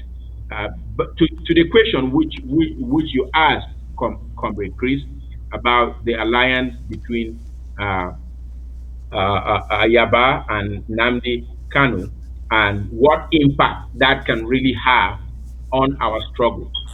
I'm very cautious on this because um, I don't want to overlook any potential that might result. And I don't want to be blind also in acknowledging that there might be other conversations that are going on the ground between the Ambazonians and elements within the Igbo Biafran Nigerian society, or societies that are closest or have proximity to our border that might be somewhat advantageous. So, um, so socioculturally, the eastern part of Nigeria is are people who are closest to us, and and it is going to unravel whether the Nigerian government likes it or not, and there might be some positive reverberation from what is happening, because one of the concerns of the West is its ability to come to Africa, exploit its resources, and be able to take those resources unhindered. A concern of the West is stability in the Gulf of Guinea, because that stability is very relevant to a lot of things. I mean, it's important enough for the American government to have built a command post in that area, in the Gulf of Guinea. And with letting the Ambazonian conflict fester for too long without solving it, as US Resolution 6884 says, solving it consistent with the root causes of the conflict, uh, knowing that the Western Nigeria or Southwestern Nigeria is an ongoing ally to us, whether publicly or privately, might urge the powers that be, including Nigeria itself, to think twice and try to urge La Republic to get to the negotiation table and solve this before something implodes in that Gulf of Guinea, because you never know what might implode. I mean, and there are some other evolving factors that are ongoing. The natural clock on Pobia is is is is ticking, and consistent with what Barrister Mbesa said. In every contractual engagement, there are three elements: there is offer, there is acceptance, and there's consideration. And we don't know the consideration that is being promised to Nnamdi Kanu and and and his group. But knowing that there is surely a promise or an understanding that is being made, the actualization of what is going on between Ayaba and Nnamdi Kanu, even if this conflict ends, might lead to a conduit where there will be further destabilization of the Gulf of Guinea slash the eastern part of the West Africa region. So it's very important, and this is more to the powers that be, the United States to Nigeria, to give this Ambazonian conflict more attention than they are giving. I mean, less than 1,000 people were killed in Libya, and they intervened. Over 25,000 Ambazonians have been killed, slaughtered. Over 400 villages have been burnt, and they are paying lip service to what needs to be done. So there is potential for this understanding, whether publicly or privately, to unravel that sub-region that the powers that be need to be cognizant about and very careful about. Barrister, let me share something with you here. I have had the opportunity to speak with quite a number of diplomats, and what I hear from them is that they do not want a free Ambazonia. That now says to the Igbos, you see, your neighbors, English Cameroonians, they got their independence. You can get yours. So when you see this alliance thing between Ayaba and the Biafrans, Nnamdi Kanu, doesn't that play into the hands of the international leaders, international community, who will say, well, this is what we want to avoid? No, Uh, it's playing okay, into their sorry. hands because they are looking for an excuse not to do what is right. Biafra is very different. There is no international treaty that established Biafra as an independent country. Ambazonia has international treaty that establishes its right to self-determination and court cases within the UN court system. The African Human Rights Court in Banjul in 2009 ruled Ambazonia in paragraph 20 of its ruling as having a right to self-determination. So international diplomats might use that as an excuse of not giving Ambazonian sovereignty because they are looking for an excuse. And let me take you back. International diplomats are not always right. When the Well, Second World but War they speak for their was at the countries, though. You brink. cannot say they are. Well, you may be right, but they speak for their countries. Yeah, they speak for their countries, but their positions are sometimes ultimately reserved. Don't forget that Winston Churchill was against the intervention in Europe against Hitler. Look at what eventually happened during the Second World War. 50 million people dead. Churchill was totally wrong. Don't forget that when Saddam invaded Kuwait, some international diplomats, including here in the United States, said they should just give Kuwait to Saddam as an appeasement to solve the conflict. So the fact that those are voices coming from international diplomats do not make them paramount or authoritative sources of the truth. The truth as manifested by international law, the truth as manifested by history, the truth as manifested by La République itself, trying, doing all it can to stay away from the negotiation table, is that Amazonia has a right to self-determination. Okay, I will let Barrister Martin do a little response to both of you, and I will get to Barrister Besa, and we will move to the next subject, which has to do with the passing of Von Mukete. Barrister, go on, please. Chris, all the talk that oh, they are not allowing us have independence because we will act as inspiration to Biafra, I think it's just escapism. Our case is not synonymous with that of Biafra. Yes, Biafra and Ambazonia are members of UNPO. So, as members of this unrepresented nations and people organization, there's nothing wrong with them cooperating. There's nothing wrong with them having accords between themselves. Internationally, nothing wrong with that. But it doesn't mean that once you have an accord with a fellow member of UNPO now, you will then have independence. Within UNPO, some people have very good claim for independence. Some of them have very weak claim. Biafra, his claim of independence is a very weak one because Biafra is a later day It's a later day invention. To be Well, honest, you are on getting, you are 10 coming back to September my 18, point. You are coming back to my point, which is what do we really gain from an alliance with Biafra, and what does Biafra gain from us? We are two needy no, people. to me, our only gain from Biafra, if we can use them to get some logistics, that is all what I see. If we cannot do that, we jettison the agreement and move on. What Biafra can gain from us, because I've heard the other colleagues talking about consideration. First of all, Biafra lost the war because there was a blockade. I had to block them, food could not enter. We don't know Nnamdi's plans. Maybe Nnamdi, first of all, to not to repeat the errors of the past, want to have an accord and peace with his neighbors at the side.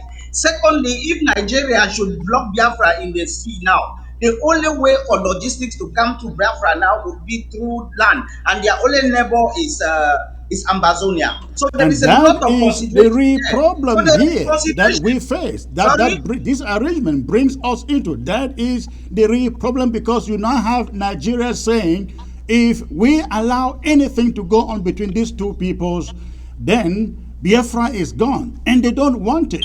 They will do everything to make sure that they go after us to prevent just what you have mentioned. Now, Chris, once you have that accord with Biafra, if Nigeria does not want, Nigeria can talk to you that stop that accord with Biafra. You would not have a leverage. Say, but you are against us. Okay, if you weaken your move, your stand against us, we will not have the need for Biafra. You have something to leverage against Nigeria. Maybe Nigeria will say, okay, I will try to support you in ECOWAS and the rest, in condition that you have nothing to do with Biafra. You can get some leverage. Please, we have zero leverage as it stands with Nigeria. We can use Biafra. I don't want to be saying it in public, but it's part of the bargaining chips. That's why me, I'm not Well, canceling well, this well. anymore. I think time will tell. Time will tell. Exactly. As I mentioned in Exactly. my monologue, we have seen a Bas movement alliance. Now it's a Biafra alliance. Nothing came out of the Bas movement. I hope something comes out of the Biafran movement. Let me give the last word on this subject to Barrister Timothy, please. Thank you, sir. 2 points to make. I'd like to remind ourselves, and specifically Mr. Tumasa, I don't know whether you're familiar with the current map of Nigeria. If you see the current map of Nigeria, what they call the Igbos, they're essentially within the state called Enugu. Enugu state is nowhere near any border with Southern Cameroon or Ambazonia. So the idea of presently getting anything through the so-called Biafra import logistically into Ambazonia is zero. For them to establish their state called Biafra, if it is to be reflective of what happened in 1966-67, they will have to subdue the Calabas, subdue Taraba, subdue all these other states that have been created out of their so-called former Eastern Nigeria. Secondly, again, I want to remind ourselves, in diplomacy, there are two things.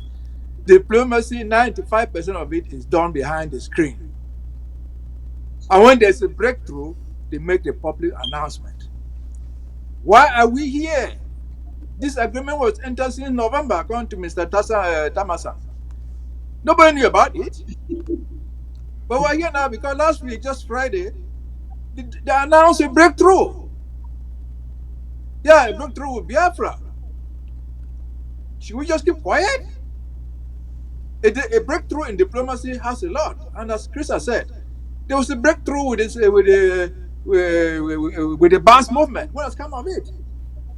There's the breakthrough with the so-called Biafra. What has come of it? Again, technically, you and me understand. We are looking for diplomatic support.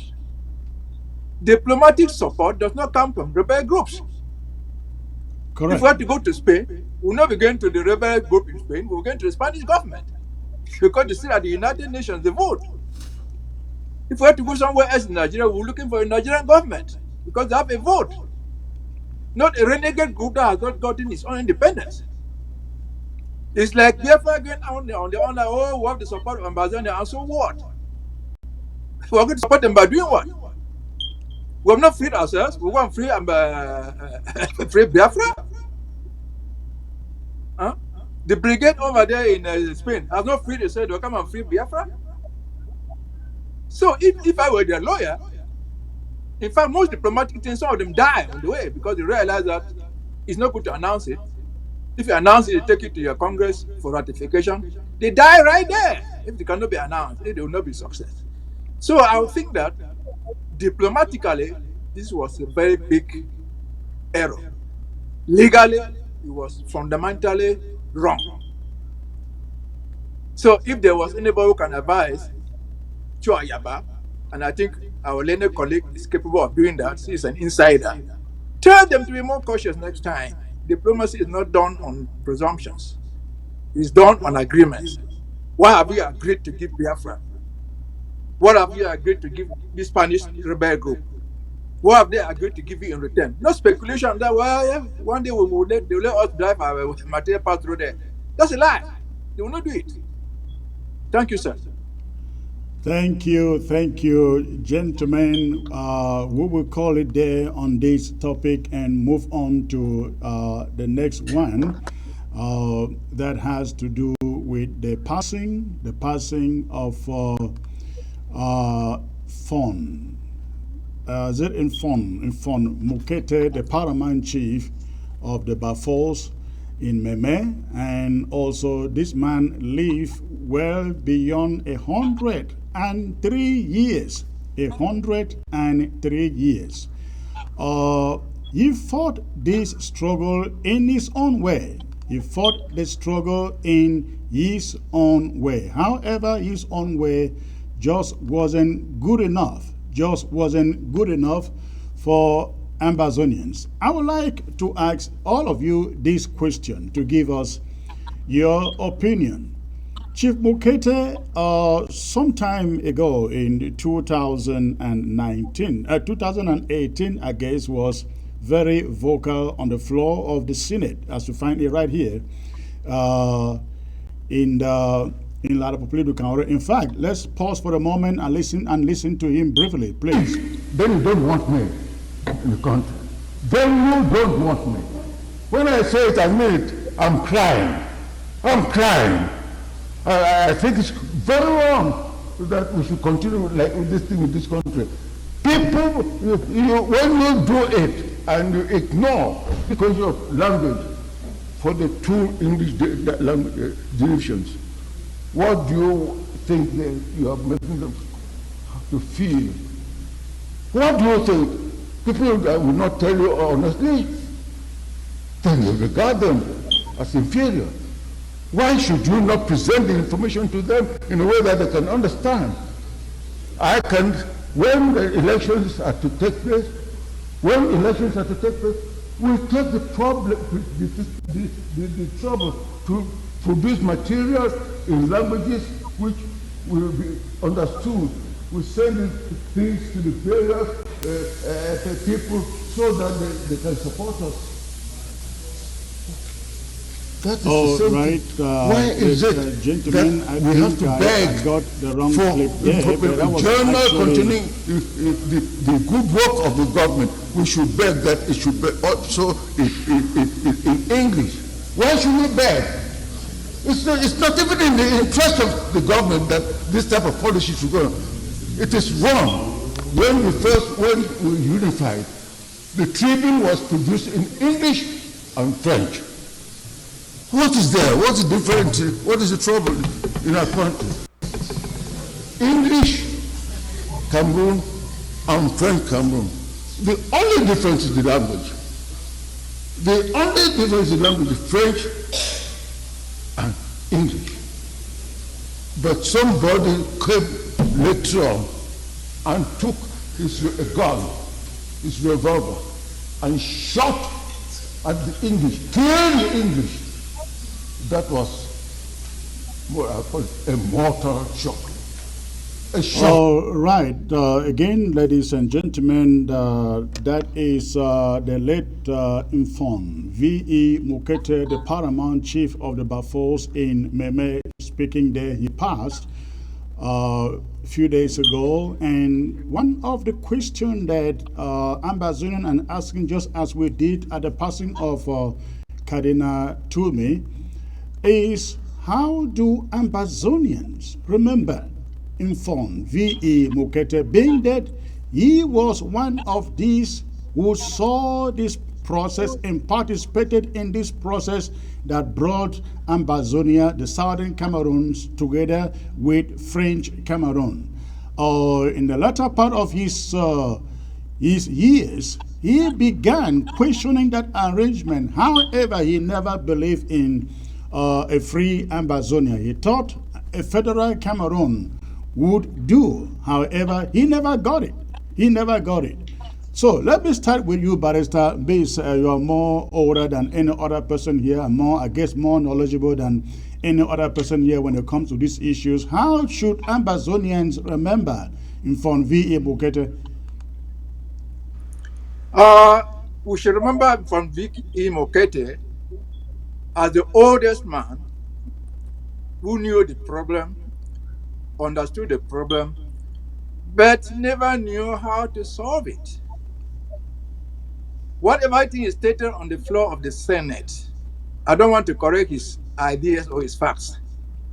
He did not realize, because in 1954, he was not one of the parliamentarians who left Enugu. He was not one of them.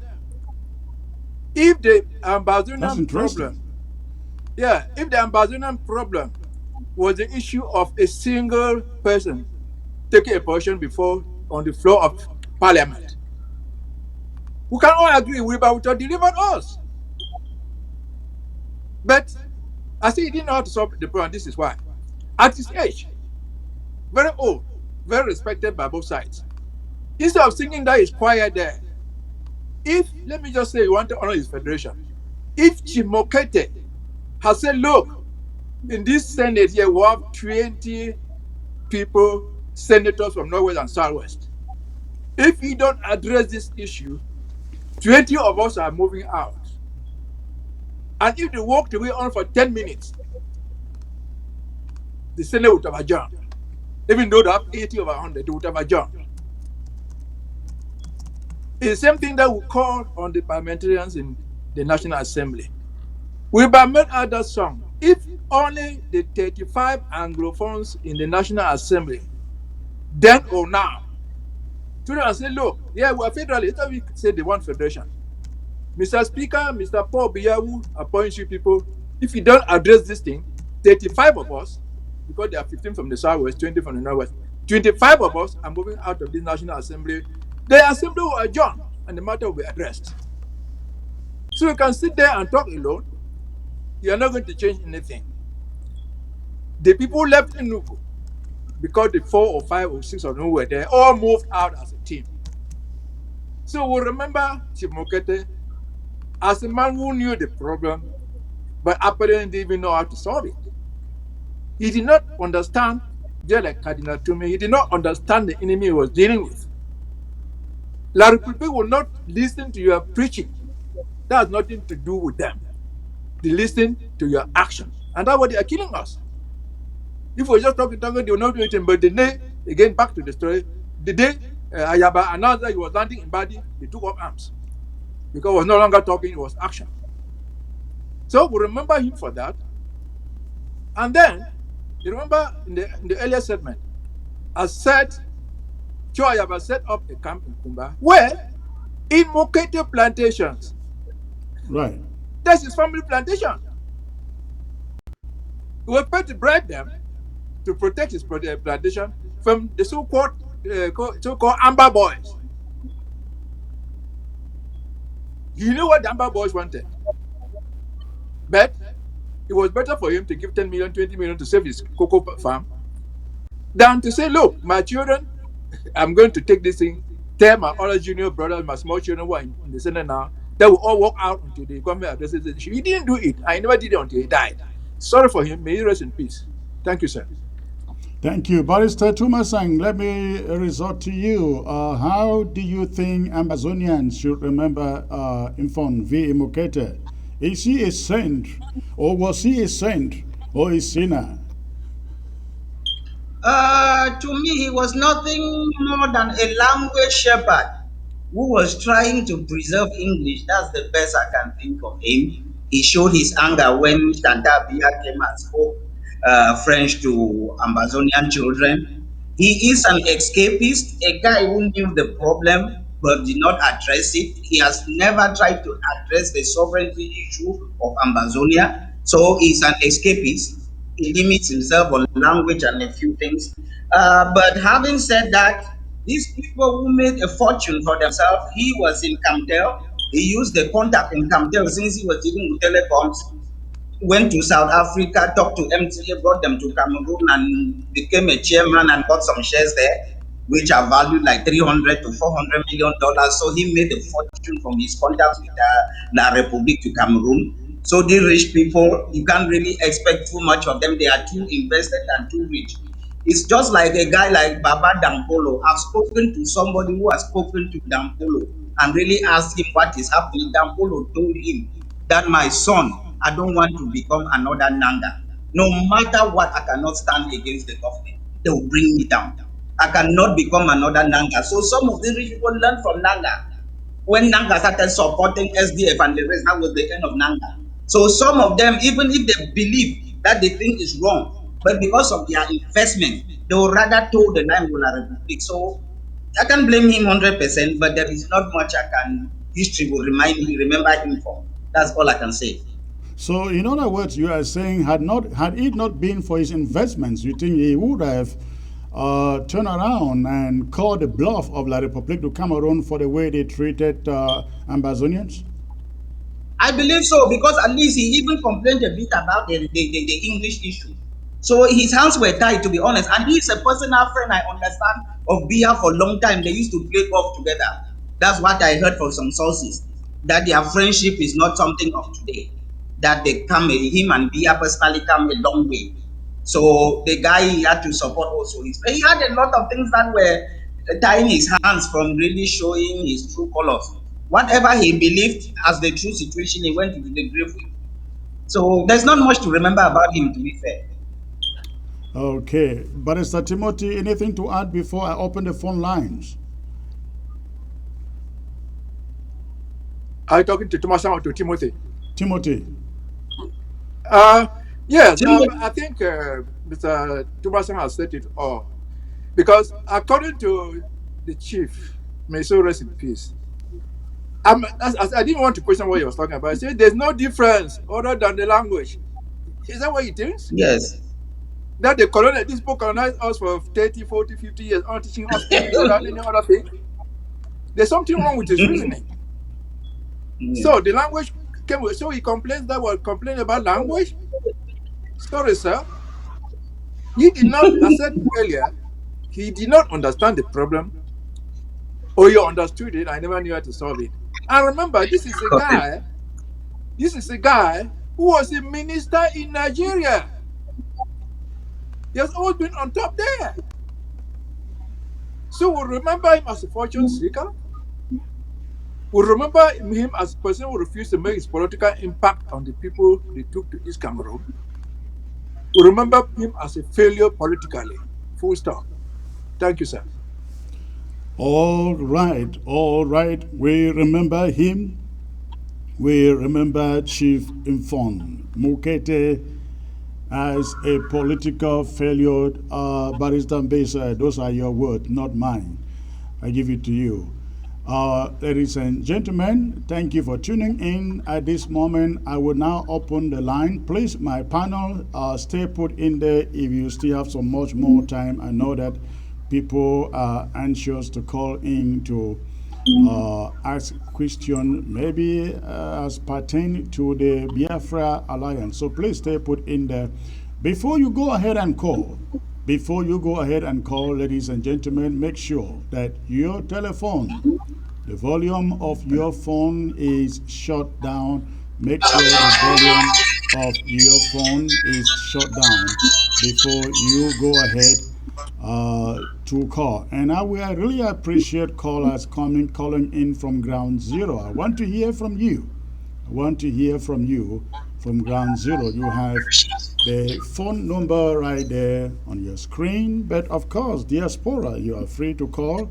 But I would love to hear, especially from Ground Zero, what you think about these issues. So the phone number is there on your screen. Before you call, make sure that the volume of your set is turned down. Make sure the volume of your set is turned down before you call. Let me get the first caller here. All right. Hello, sir. Hello, Secretary Chris. Good evening. Hello, good evening, sir. May I know where you are calling in from, please? Yeah, I'm calling from Finland. Okay, and what is your contribution? Yeah, thank you very much for a very brilliant show this evening. I want to appreciate you and I appreciate your panelists for their brave contributions. I would like to comment a little bit on the issue of Biafra. First of all, I would like to say I have listened to the analysis of your panelists, and there are some things, some of them have said, which I do not really agree with them.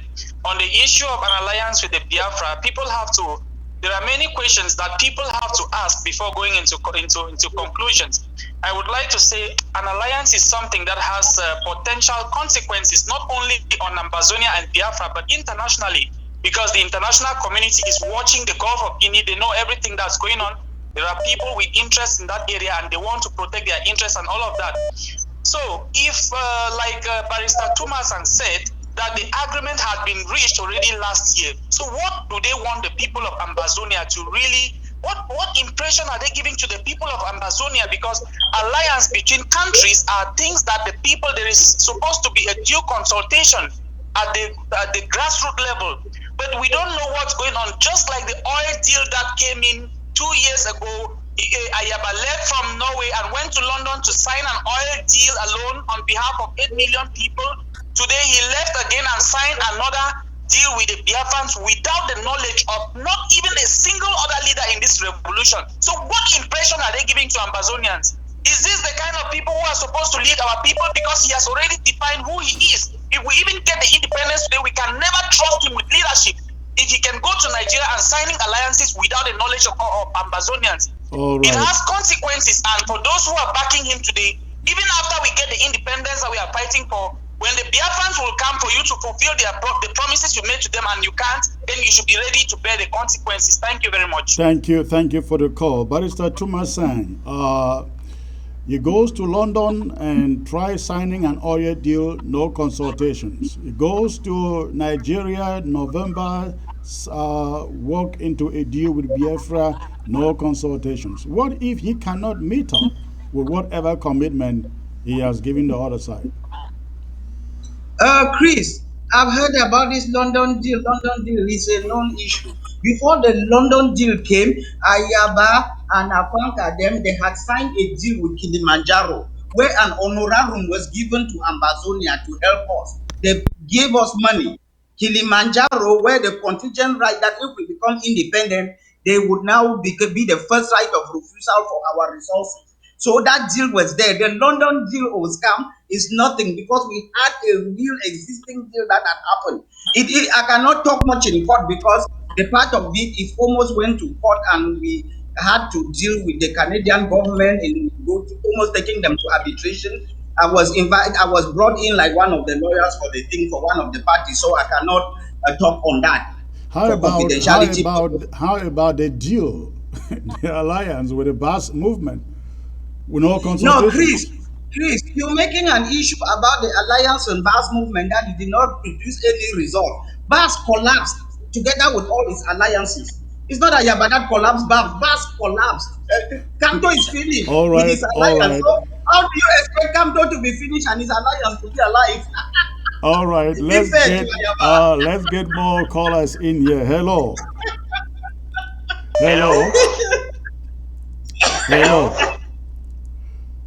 Good evening. Good evening, sir. May I know where you are calling from, please? From Ground Zero, precisely Bamenda. Are you watching on television or on computer? Television. Wonderful. How is the quality there on television? Good, actually very good. Thank you. All right. What is in your mind, sir? Let me first of all greet the barristers who are in the studio there with you. And my question will be directed to Barrister Tumasang. And this is the question. Barrister Tumasang, I think if we are up to this stage, started as far back as 1954, when the maltreatment of the indigenous people of Biafra, when the Nigeria, they call them the Ndeibo. Ndeibo. Ndeibo. Yes. Now known as the indigenous people of Biafra. Now, the maltreatment they had to our people, our ancestors who are all of late, pushed late Dr. Ndele to get his people out of the Enugu House of Assembly to start the march of independence of the Southern Cameroon by creating our own state in Buea.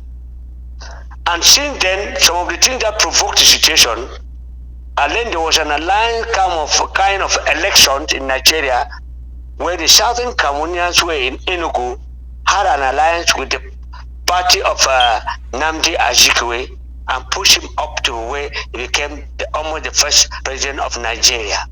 And since they never treated Southern Cameroonians very well, they left that particular Enugu House of Assembly, came and started with our restoration, and from that day, to my own level of education, as I can say that, now, after all those things, Barrister Tumusang, don't you see that the attitude of Dr. Ayaba and intellectual dishonesty to his ancestors, who got a group of people who maltreated Southern Cameroon and got us out of the place, and the wounds are still within the Biafrans.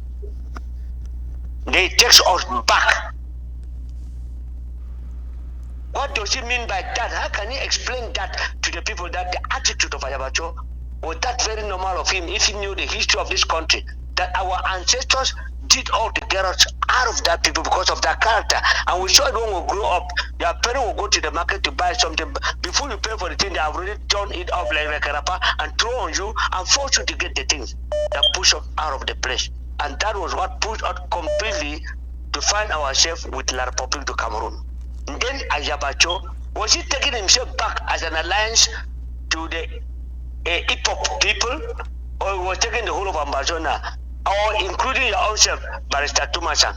Was Ayabacho at that alliance, including your own self there as an Ambazonia, or was doing it individually to his own self? Or how do you see that?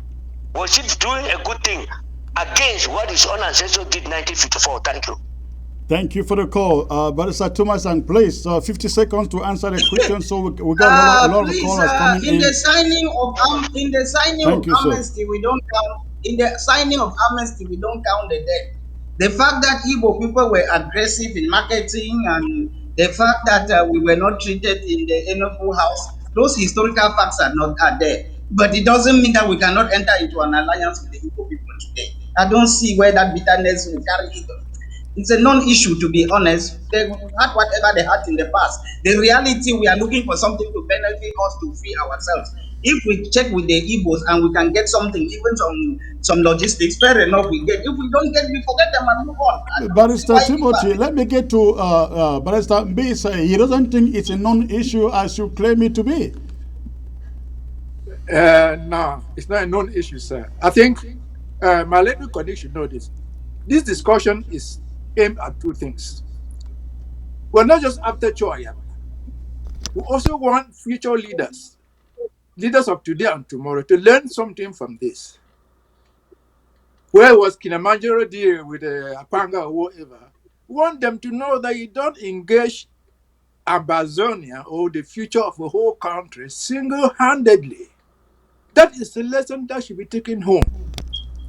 Ayaba is only one of the several leaders. Anybody in future who wants to do a thing like that should desist from doing it without consultation with others. Simple. So this is a take-home lesson. It is not a non-issue. It is a very, very important issue, because Ayaba was not signing as Ayaba. He was signing as a leader of a people. Hopefully, for him, who will become the president or the prime minister, whatever it is, in the future government. If it is exploitation of our minerals, you will give it to them. If it is selling cocoa or whatever thing, you will give it to the other party. It will not be his mother's farm. It will be our property. So again, it's an important issue that our leaders, those who call themselves leaders, they have to understand that they don't engage the present life of our people, the future of our generations to come, in deals without prior consultation. The oil deal was a big deal. It has become nothing because it was caught. If you have been All giving right. $1 million Barrister, there, you are supposed to come. I watched the speech.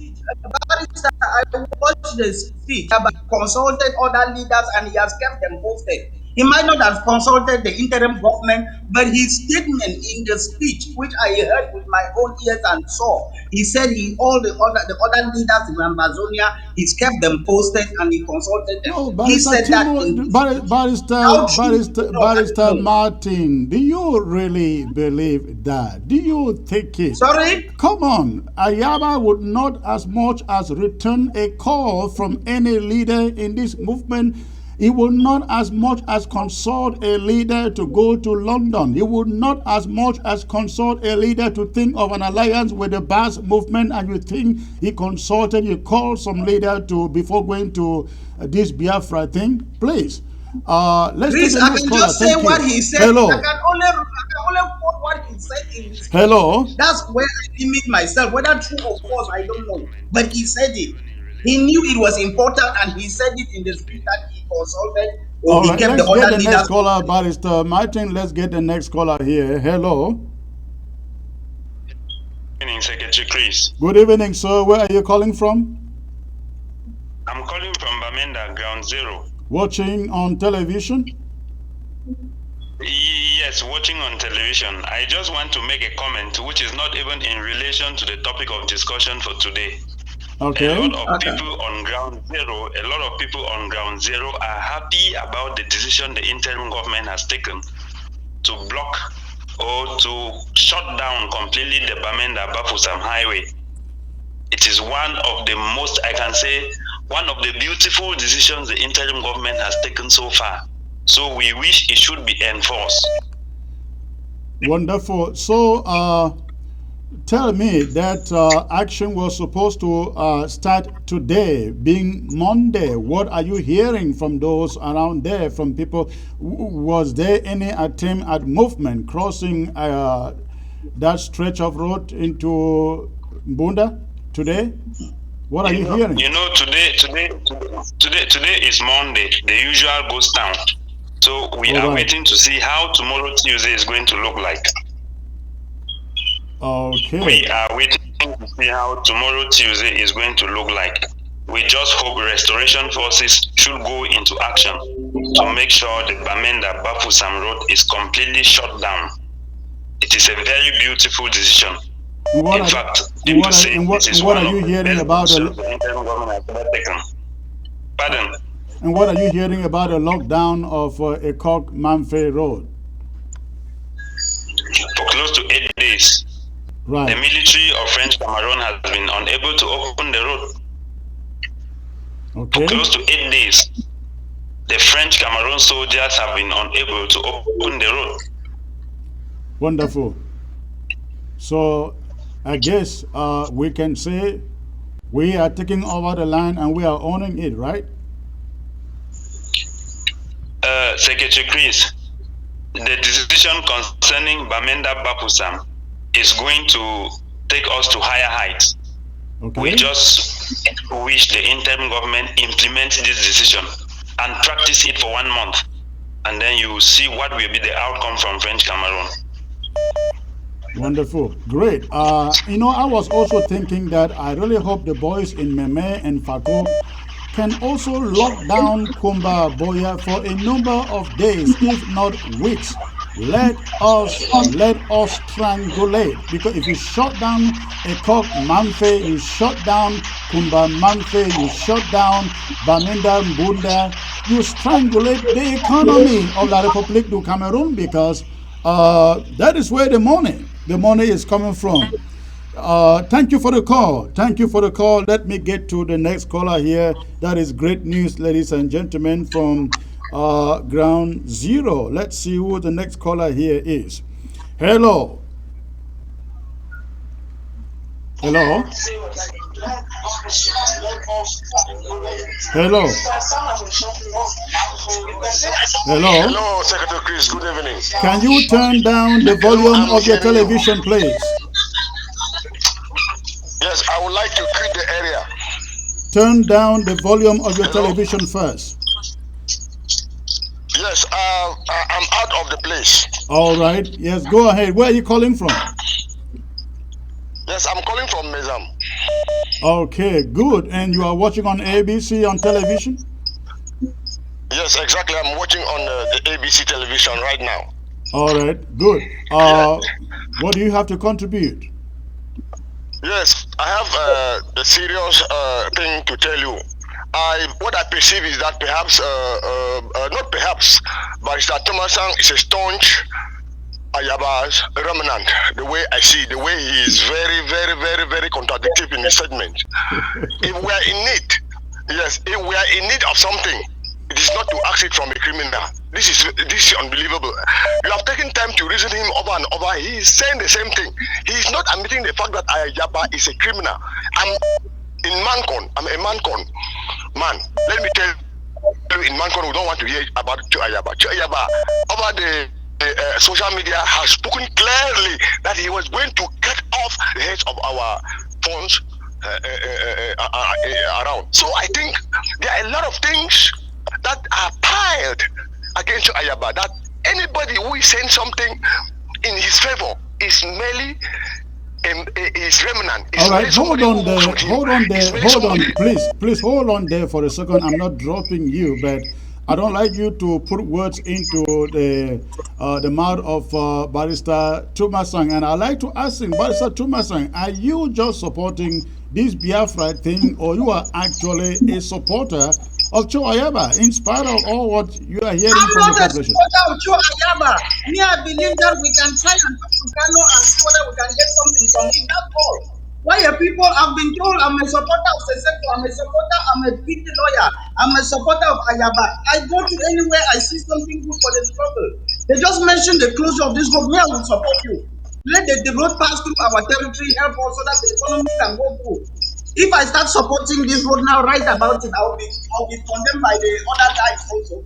But you know, I don't want to be tactically you know that there is a problem when you have your legs everywhere, whether it be with Sisiko, with Joe Ayaba. I remember you and your group drafted, was it 40,000 for the interim government? I don't know whether the money came in, but essentially the people are saying it's like you have your legs everywhere and nobody knows where you belong.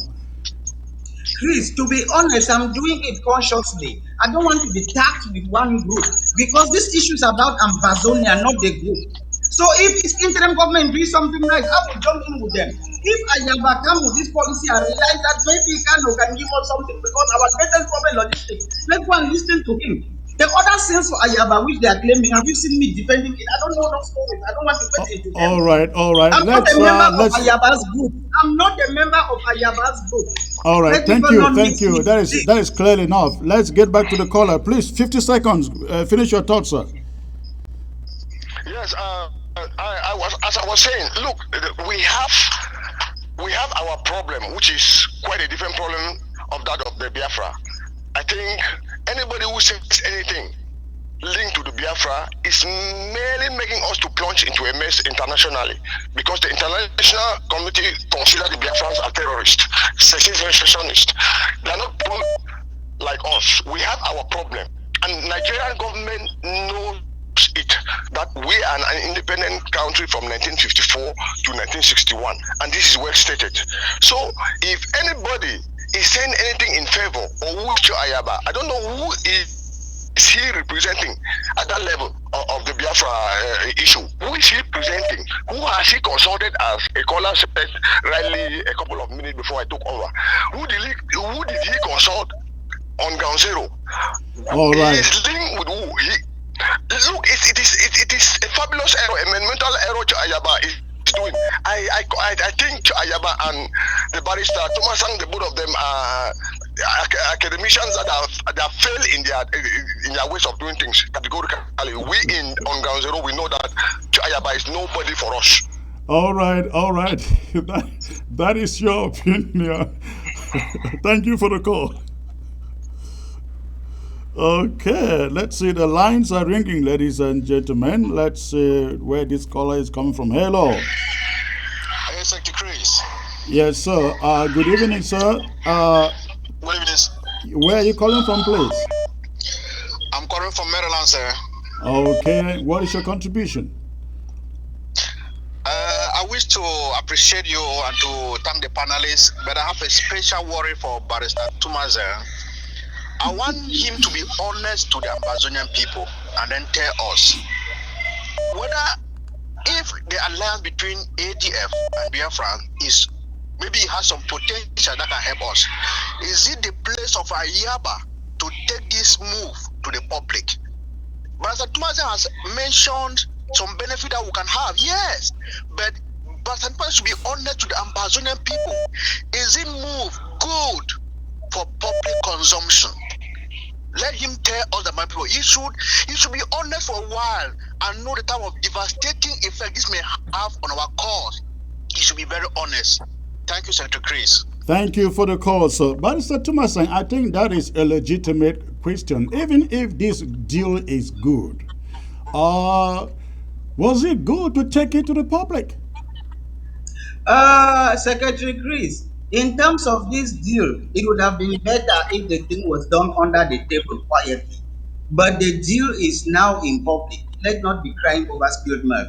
There were two options. You could have done this deal and just hide it. But that was not the situation. The deal is in the public. So what? Do we disown the deal because it has gone public? Or what is the effect of this deal? I've made a statement which people are drawing by the side. The greatest thing that could affect Ambazonia is the guy who goes to Nigeria and claim 3 states, claim more than 15 million people, and wanting to break Nigeria, take them to come and join the Southern Cameroon to make United Nations UNO Republic of Cameroon. That is the biggest problem, not Ayabacho.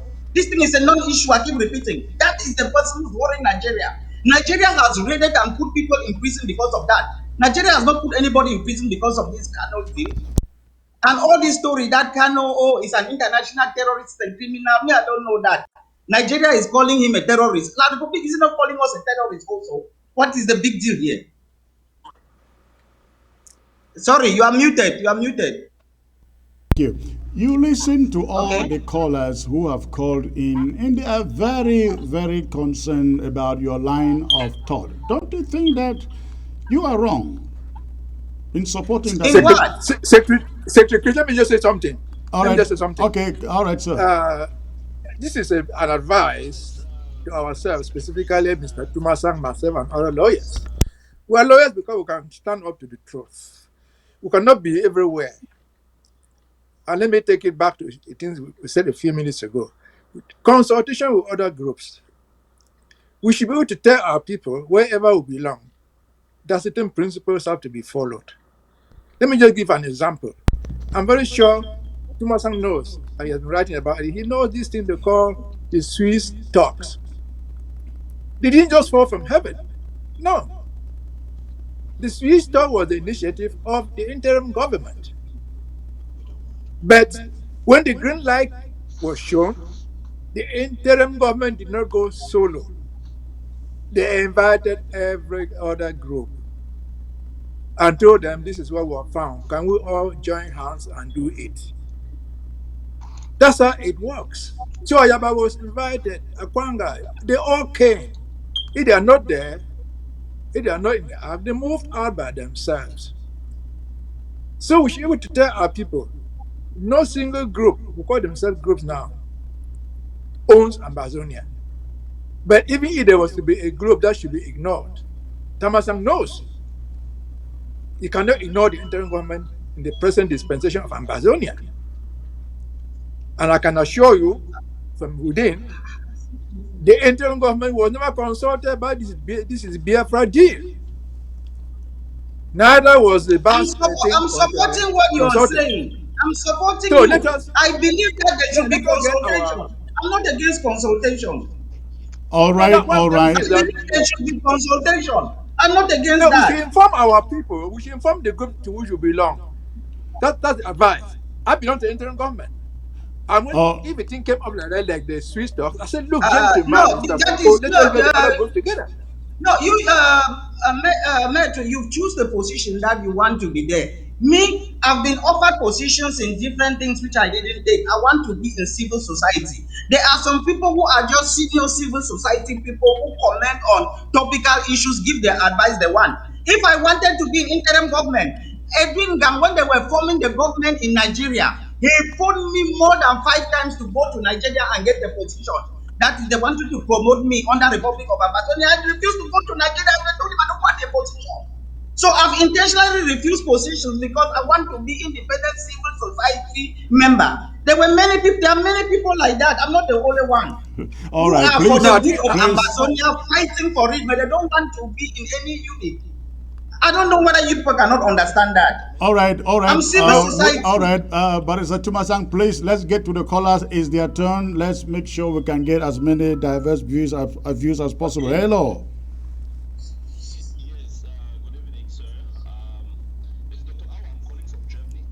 I'm sorry. Again, where are you calling from? From Germany. Okay, and what is your contribution, sir? Yes, it's concerning the initiative taken by the Egg of Sea. I think I know you very well, Secretary Chris. I listen to your rhetoric. I'm very surprised that you don't like that initiative. The thing is, I hear you people say you don't want to annoy your Fulani brothers, you don't want to annoy your Hausa brothers, you don't want to annoy the international community. The question is, where are they? Where are all our sticks and granules coming from? All the food that we sell, where is it going to? They are our immediate neighbors. So what I think is, But hold on there, hold on there. Hold on. I'm not dropping you. Hold on. I won't drop you. But then somebody would ask you, what do we get from or gain from a secessionist group? Not money, not weapons. What is the benefit? The benefit is you people have to sit on the table and discuss about it and evaluate it. All our sticks are coming from the Igbos. We buy them. They come from there. We pay for it. We pay for it. Biafra is not giving it to us. We could as well buy them or get them anywhere else. Yeah, but we have a common enemy and we are neighbors. No, don't answer the question. Precisely what do we benefit from Biafra? We benefit collaboration. We benefit from How? exchange of soldiers. How? We benefit exchange of food. You people were in Brazil. What have you achieved there? No, we didn't sign a deal with Brazil. We didn't come and we didn't do any world press conference with Brazil. Neither did we sign a deal. So the question is, forget about Nigeria. The thing is, I think you people should not be so critical with this. You people No, we are looking at the facts. We are looking at the facts. You sign alliances with people who can help you. But in this situation, how do we get help? Have you seen the paper signed, Secretary Chris? Have you seen any paper signed? It has been announced on the World Press Conference. I'm surprised you don't want to annoy your Fulani brothers, your Hausa brothers. No. That is not the point. We are fighting Fulanis in northern Nigeria in Nwa already. The thing is, see, Secretary Chris, I think that we need our neighbors. We have a common enemy, and you are correct, comrade. You are correct. We need our neighbors, but not a secessionist faction. In the country that is. We need Nigeria. We don't need Biafra. That is the point. Nigeria does not like you. They don't like you. They are not with you. They've abducted your people. They kill your people. That is. I don't think that is a fact because Nigeria could take our case to the AU, whatever shape they do. But we know that was impossible. But now, do you see that possibility? The thing is that Nigeria is our enemy. They don't like us. They don't want to hear Amazonia get independence. They have showed it in every way. We could manage Nigeria, but with the inclusion of Biafra, You can imagine the military might, the diplomatic might, and the political might that Nigeria would unleash on us one way or other. Don't forget, we have hundreds of thousands of refugees in Nigeria who may now be termed terrorists just because they are Ambazonians. Yeah, they also have refugees in other countries, in northern Cameroon, in La Republique du Cameroon, even in our territory. Nigerian refugees are there. The thing is that, secretaries, we need our neighbors, we need collaboration, and they are the only neighbors that we have that we can collaborate with. We don't have as a second choice. La Republique is a bad neighbor. Well, And thank you. Nigeria is not our friend. Thank So, you. Chris, can I help you? Yes, Secretary Chris, can I think help that you that people caller? should think about this, sit down, think about it, ponder and see what people can get from such an alliance. Don't just throw it away in the dustbin from the beginning. Let me That's try my to help you, point. Mr. Thank you. Chris. Thank you for the call. I appreciate your point. However, I can assure you that nothing is coming out of this going by what we know. But Ambassador, please go on. I wanted the caller to know that, yes, Nigeria has done some things wrong to us. But we need Nigeria, not Biafra. These are the reasons. Presently, thousands of our refugees are in Nigeria, not in Biafra. Because they're in Nigeria, they are feeding in the Nigerian hands. The Nigerian federal government is taking care of them directly or indirectly. That is a fact. We need Nigeria. Point number 2. I had earlier said in 2002, the federal government of Nigeria signed a consent judgment as a government to sponsor our case through all international communities. They have not yet done it, but it's a consent judgment. If it doesn't bind this government today, it will bind the next one, the government of the Federal Republic of Nigeria. So we need Nigeria, not a renegade, unborn, speculative state called Biafra. Because as of now, nobody has convinced me what we'll get out of them. I wonder if the caller understands what we're talking about. If he does, that's what we need Nigeria for.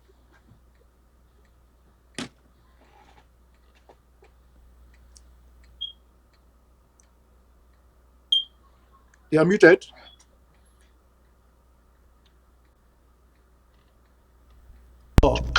Sorry, you and my microphone was muted. Start all over again, please. Yes, I want to extend my greetings to all of you in the studio for what you are doing to educate our people. Concerning this issue of Kano all over the place is saying that Biafra needs a separate state because the boundary, or what is called Nigeria, was something that was crafted by the colonialists. So that they don't want to live within the framework of Nigeria because those boundaries were crafted by the colonialists. So Ayaba, in an audio, also said that he is joining forces with, he's joining alliance with Kano because he doesn't want to live in boundaries dictated to him by the colonialists. So I want to ask Ayaba, which boundary? So does it mean that he doesn't want to recognize the Matazem and the Mongo boundary that was dictated upon us by the colonialists? Because that is where we are fighting to send La Republic out of it. So if Ayaba says that he doesn't want to respect the colonial boundaries, it means that he is fighting for one Cameroon. And again, how can Ayaba? How is Ayaba going to take resources from Biafra as Tumasang is supporting? Biafra doesn't control the borders. How are they going to pass with those weapons? And again, the last thing I want to ask you, Tumasang said that Ayaba is not fighting with La Republic. Ayaba came on live video and told us that the killers, those who killed Florence Ayafo, were in his keeping. And later on, we heard that those guys were tried in La Republic military court and they were killed. So Ayaba did not even explain to us if La Republic attacked his camp or under what conditions did he hand those guys to La Republic. Thank you. And then one last thing, Secretary. Tumasang is saying that Ayaba should bring weapons. Okay, how is Tumasang going to use weapons to fight? Because he told us on ABC TV that he advised Ayuktabi to ceasefire, but if La Republic promised to go to 1972 Federation, so is he looking for weapons to fight for 1972 Federation? Thank you. Okay, thank you for the call, UN. I will. Unfortunately, Cho Ayaba is not here to answer some of the inquisitions you made on him, but I will allow Comrade Martin to take 50 seconds, please, if you have anything to say about the question directed to you. To be honest, the things are so many, I don't even know when to start. Let me deal with the question for 1972. Chris, as you are, I just wanted to talk to you and you disappear. Chris, as you are sitting there, if they ask you a simple question, say what sin la République du Cameroon commit in 1961, what can you answer? Can somebody tell me their sin in 1961? Because for me, I'm seeing their sins from 1972 period and after 1961. 1961, the plebiscite was not organized by La République du Cameroon. UN endorsed the results of that plebiscite, but not La République du Cameroon. UN ordered a conference for them to come and sit there at Article 5 or whatever, take steps to follow. Britain refused to come. UN was not coming. Was it the fault of La République du Cameroon? So most of the failures in 1962, 1961, I cannot pin it on La République du Cameroon. 1961 failed for so many factors. But La République du Cameroon had its own agenda of annexation and colonization, started implementing and putting the groundwork after 1961. Then they made their first big move in 1972. So when we talk about annexation and colonization of Southern Cameroon, it was in 1972 they started. They finally consummated it in 1984 using Restoration Law 84-1. So all this story about 1961, I've asked a simple question: what was La République's fault in 1961? Before 1972, La République had overthrown Jua. No, Chris, I'm saying that after 1961, then they started putting the groundwork to annex and colonize us. Their first concrete move came in 1972 when they then dissolved the government and the rest. So when everybody talking 1961, 91, what did La République do wrong in 1961? It's easy to sit and talk. When you sit on that table, they say, show me what La République. I can understand what Britain did, you and everybody else. 1961, what did La République do? Because I've never seen anybody to show me the big fall of La République in 1961. If you don't want me to talk about 1972 or after 1961, well, I don't see the fault I'm holding La République on 1961. All right, yes, things didn't go well, but it's not of La République's fault. Bastambi, sir, you have an advocate here for La République du Cameroon in the Barista Tumasan. No, I'm not advocating for La République du Cameroon. I'm saying that different Ambazonia, Bastambi, 1972. We cannot limit ourselves to 1961. Lady colleague, listen to me. Listen to me. Carefully, and I want all listeners to listen to what I'm saying. You have raised the issue of 1961. What did La République do? These are the answers. The February 11th plebiscite was not a joining, was an intent to join. It was followed by Resolution 1608, which resolution La République voted against. They voted no. So legally, yes, that they had the right of business. And listen to me, yes. You have asked what they did. Okay. They voted against it, which was a signal they didn't want the union. But nonetheless, yes, the resolution passed. It passed with subsection 5, which stipulated mandatorily before October 1st, the three parties, there was no senior party to the three. La République du Cameroon, the government of Southern Cameroon, and Great Britain must meet and agree on the terms by which they will implement the intended goals. They never met. It should have ended there. But then, in July, what happened? La République purported to call a conference in Fumba. Did they invite Great Britain? No. Great Britain was not there. But what did they do in Fumba? They came with a draft constitution. Was that right? No, sir. Fumba did not adopt it anyway. What did they do? They took it back, took it to the assembly, which was an amended constitution of the assembly, adopted it in their own assembly, and brought in and gave it to Funchal. Remember, Southern Cameroon had a National Assembly. They didn't do that. Was that right? No. What did they do again? September came, October came, they brought their military, occupied the place. This was 1961, not 1972, sir. So if you don't see these things, these machinations, let me finish. Let him finish. Let him finish. If you don't see this chronological analogy of the events as orchestrated by the Republic faultily, then there's something wrong. Let me assume for a moment. Suppose Britain, La République du Cameroun, and the government of Southern Cameroon had met actually in a conference, and they could not agree because they were supposed to meet and agree. If they had met and they could not agree, what would have happened? They would have gone back to the United Nations and said, we cannot agree. That would have been the end of the projected intentional future unification in October 1st. You must agree before a certain date. See, was the Republic right to bring their constitution and impose it? They knew that we were the minority. So answer, sir. You said you wanted to answer. You're free. All right. Very briefly, Barrister Martin, very briefly, time is quite against us here. I still repeat that the falls of 1961, I personally cannot put it on the table of La République du Cameroun. It's the table of Britain. You had a colony or you were a trustee. You go and call Ahito to hand in power. You've not had the conference to have an agreement to finalize the terms of the agreement. You call somebody and you lower the Union Jack. You take the La République flag and then you hand over, put your people in a ship and your container and left. The guy takes the territory, he can do as he wants with that territory at that point in time. The fault is the guy who was supposed to be the trustee who take care of the territory. I cannot waste my time blaming Ahijo. Britain is the one that handed the territory All right. without all the things being okay. All right, all right. I think you will make a very good advocate for La République du Cameroun. Let's get to the last caller here. Oh, hello.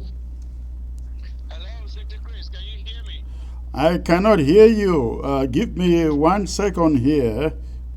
All right. Hello. Is that better? That is better. Yes. Where are you calling from, please? I'm calling from Philadelphia, Secretary Chris. Okay. And what is your question, sir? Yes. I have another question for Comrade Tumasan. Given the fact that he stated clearly that the supposed benefit from Ayabacho's encounter with Nnamdi Kanu was for him to get resources. Now, given the track record of Ayabacho using his own weapons against the Ambazonian restoration fighters and even civilians, what if Ayabacho's intention is to use any resources acquired from the Biafrans against the Ambazonian restoration fighters, knowing fully well that he, being very unpopular, as demonstrated by the number of persons that have called in here today, more than 90% are against that idea, that he, Ayabacho, knows very well that he cannot emerge as a leader except by military might. That his only option, therefore, is to use the military. And that is the reason why he prefers to go solo into these deals to get resources, because his intention is not to fight against the Republic of Cameroon, but to dominate the fight and to emerge as the only person standing using those weapons. That is my first question. Secondly, does Barrister Tumasan believe in democracy? Because if he believes in democracy, it is a game of numbers where the person with the greatest numbers should emerge as a winner. Again, as demonstrated by the number of calls here, it is clear that a vast majority of Ambazonians are against Ayabacho and his moves. why then should he continue to advocate for this option when a vast majority of Ambazonians are against it? Doesn't he believe in democracy? And if he does, then why is he insisting on this? As demonstrated here, it is very clear. So I would like for him to answer that. Thank you. Thank you for the call. I appreciate it. Barrister Tumasang, please, 1 minute, 1 minute. Okay, let me just try to wrap it fast. First of all, my interest in this thing is to see whether we can get something from Kano. If we happen to get something from Kano, how will they use it internally? It's none of my business. I'm not betting into that. If Kano should give some weapons to Ayaba today and how he uses it, I'm not a member of Ayaba's group. I not control him if the weapons are in his hands. So that is the first question. The second question of majority of people who are phoning, it's a bias sample. I don't know whether the caller understands sampling. You cannot take the people who are phoning ABC and use it as a sample to see how Ambazonia thinks. If you go to their own television also, the people who phone will just talk. So the sample, it's not a question, to be honest. I can't hear. You are muted. I'm sorry, thank you. You know that we are not censoring calls here at ABC. We take them in the order in which they come in. They're coming in from all over the place. And if 5 people call and they say you are wrong, I think you should be humble enough to see that there's something wrong in your position, but that's for another day. Let's take this last caller here from Ground If the Zero. 5 people are within a bias sample, if the 5 people are within a sample that are already within a group, other people, they don't even come to this television. How would they? Barrister Martin, hold on, play. Let's take this caller. Hello. Okay. Yes. Good evening, Secretary Chris. Good evening, sir. Where are you calling from? I'm calling from Kumba. Okay, how was Ghost Town in Kumba today? No, the Ghost Town, we enjoyed it because there was no movement here in Kumba.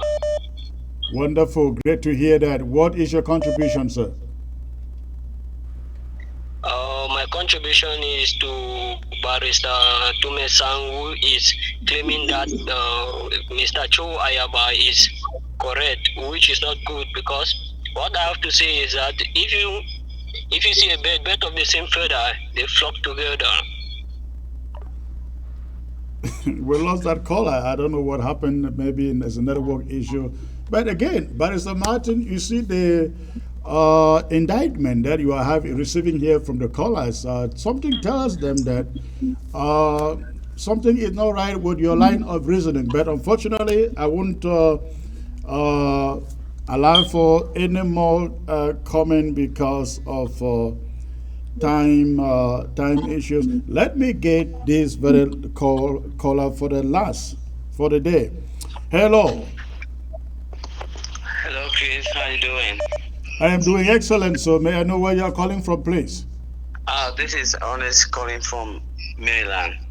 Okay, thank you for the call. What is your contribution? Yeah, my contribution is that you guys are forgetting a lot of things and only talking about when it concerns something outside. Okay. You know, these guys went first to Boy, and the La Republique criminals, they followed. Who are you referring to? I'm talking about the ADF of Ayaba. Okay. Yes, they went to Boy and they pretend to be them. Meanwhile, the criminals, La Republique elements, are coming to reinforce them to do some damage and kill Chacha. They did that all over in the northern region, and it's the same thing that he has done here. And then the next day, the Republic was coming up with a combined diplomatic session there in Yaoundé. It's just the same thing. So I think we should just find a way and get this guy out of our way and see how we can go ahead and and keep going. Thank you, Chris, for answering the other guy who said that you are rhetoric. I was not happy when he said that you are rhetoric. After your monologue, that's just a terrible guy. He's just the type of one like Tumasang himself. Thank you. Bye.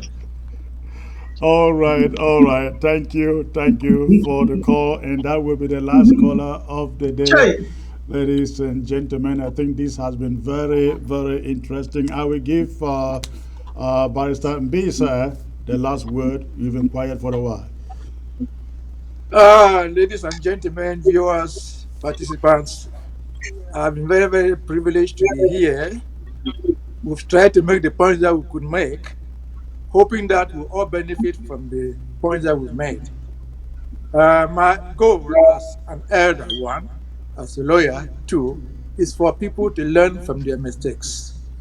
This revolution is, we believe, is God ordained, but it's being executed by human beings. And because they are humans, they will make mistakes. But we must admit that we can make mistakes. If we don't admit that we can make mistakes, there's no need pointing mistakes to them. So I hope and believe this discussion has led to something that we can get for the future of the struggle.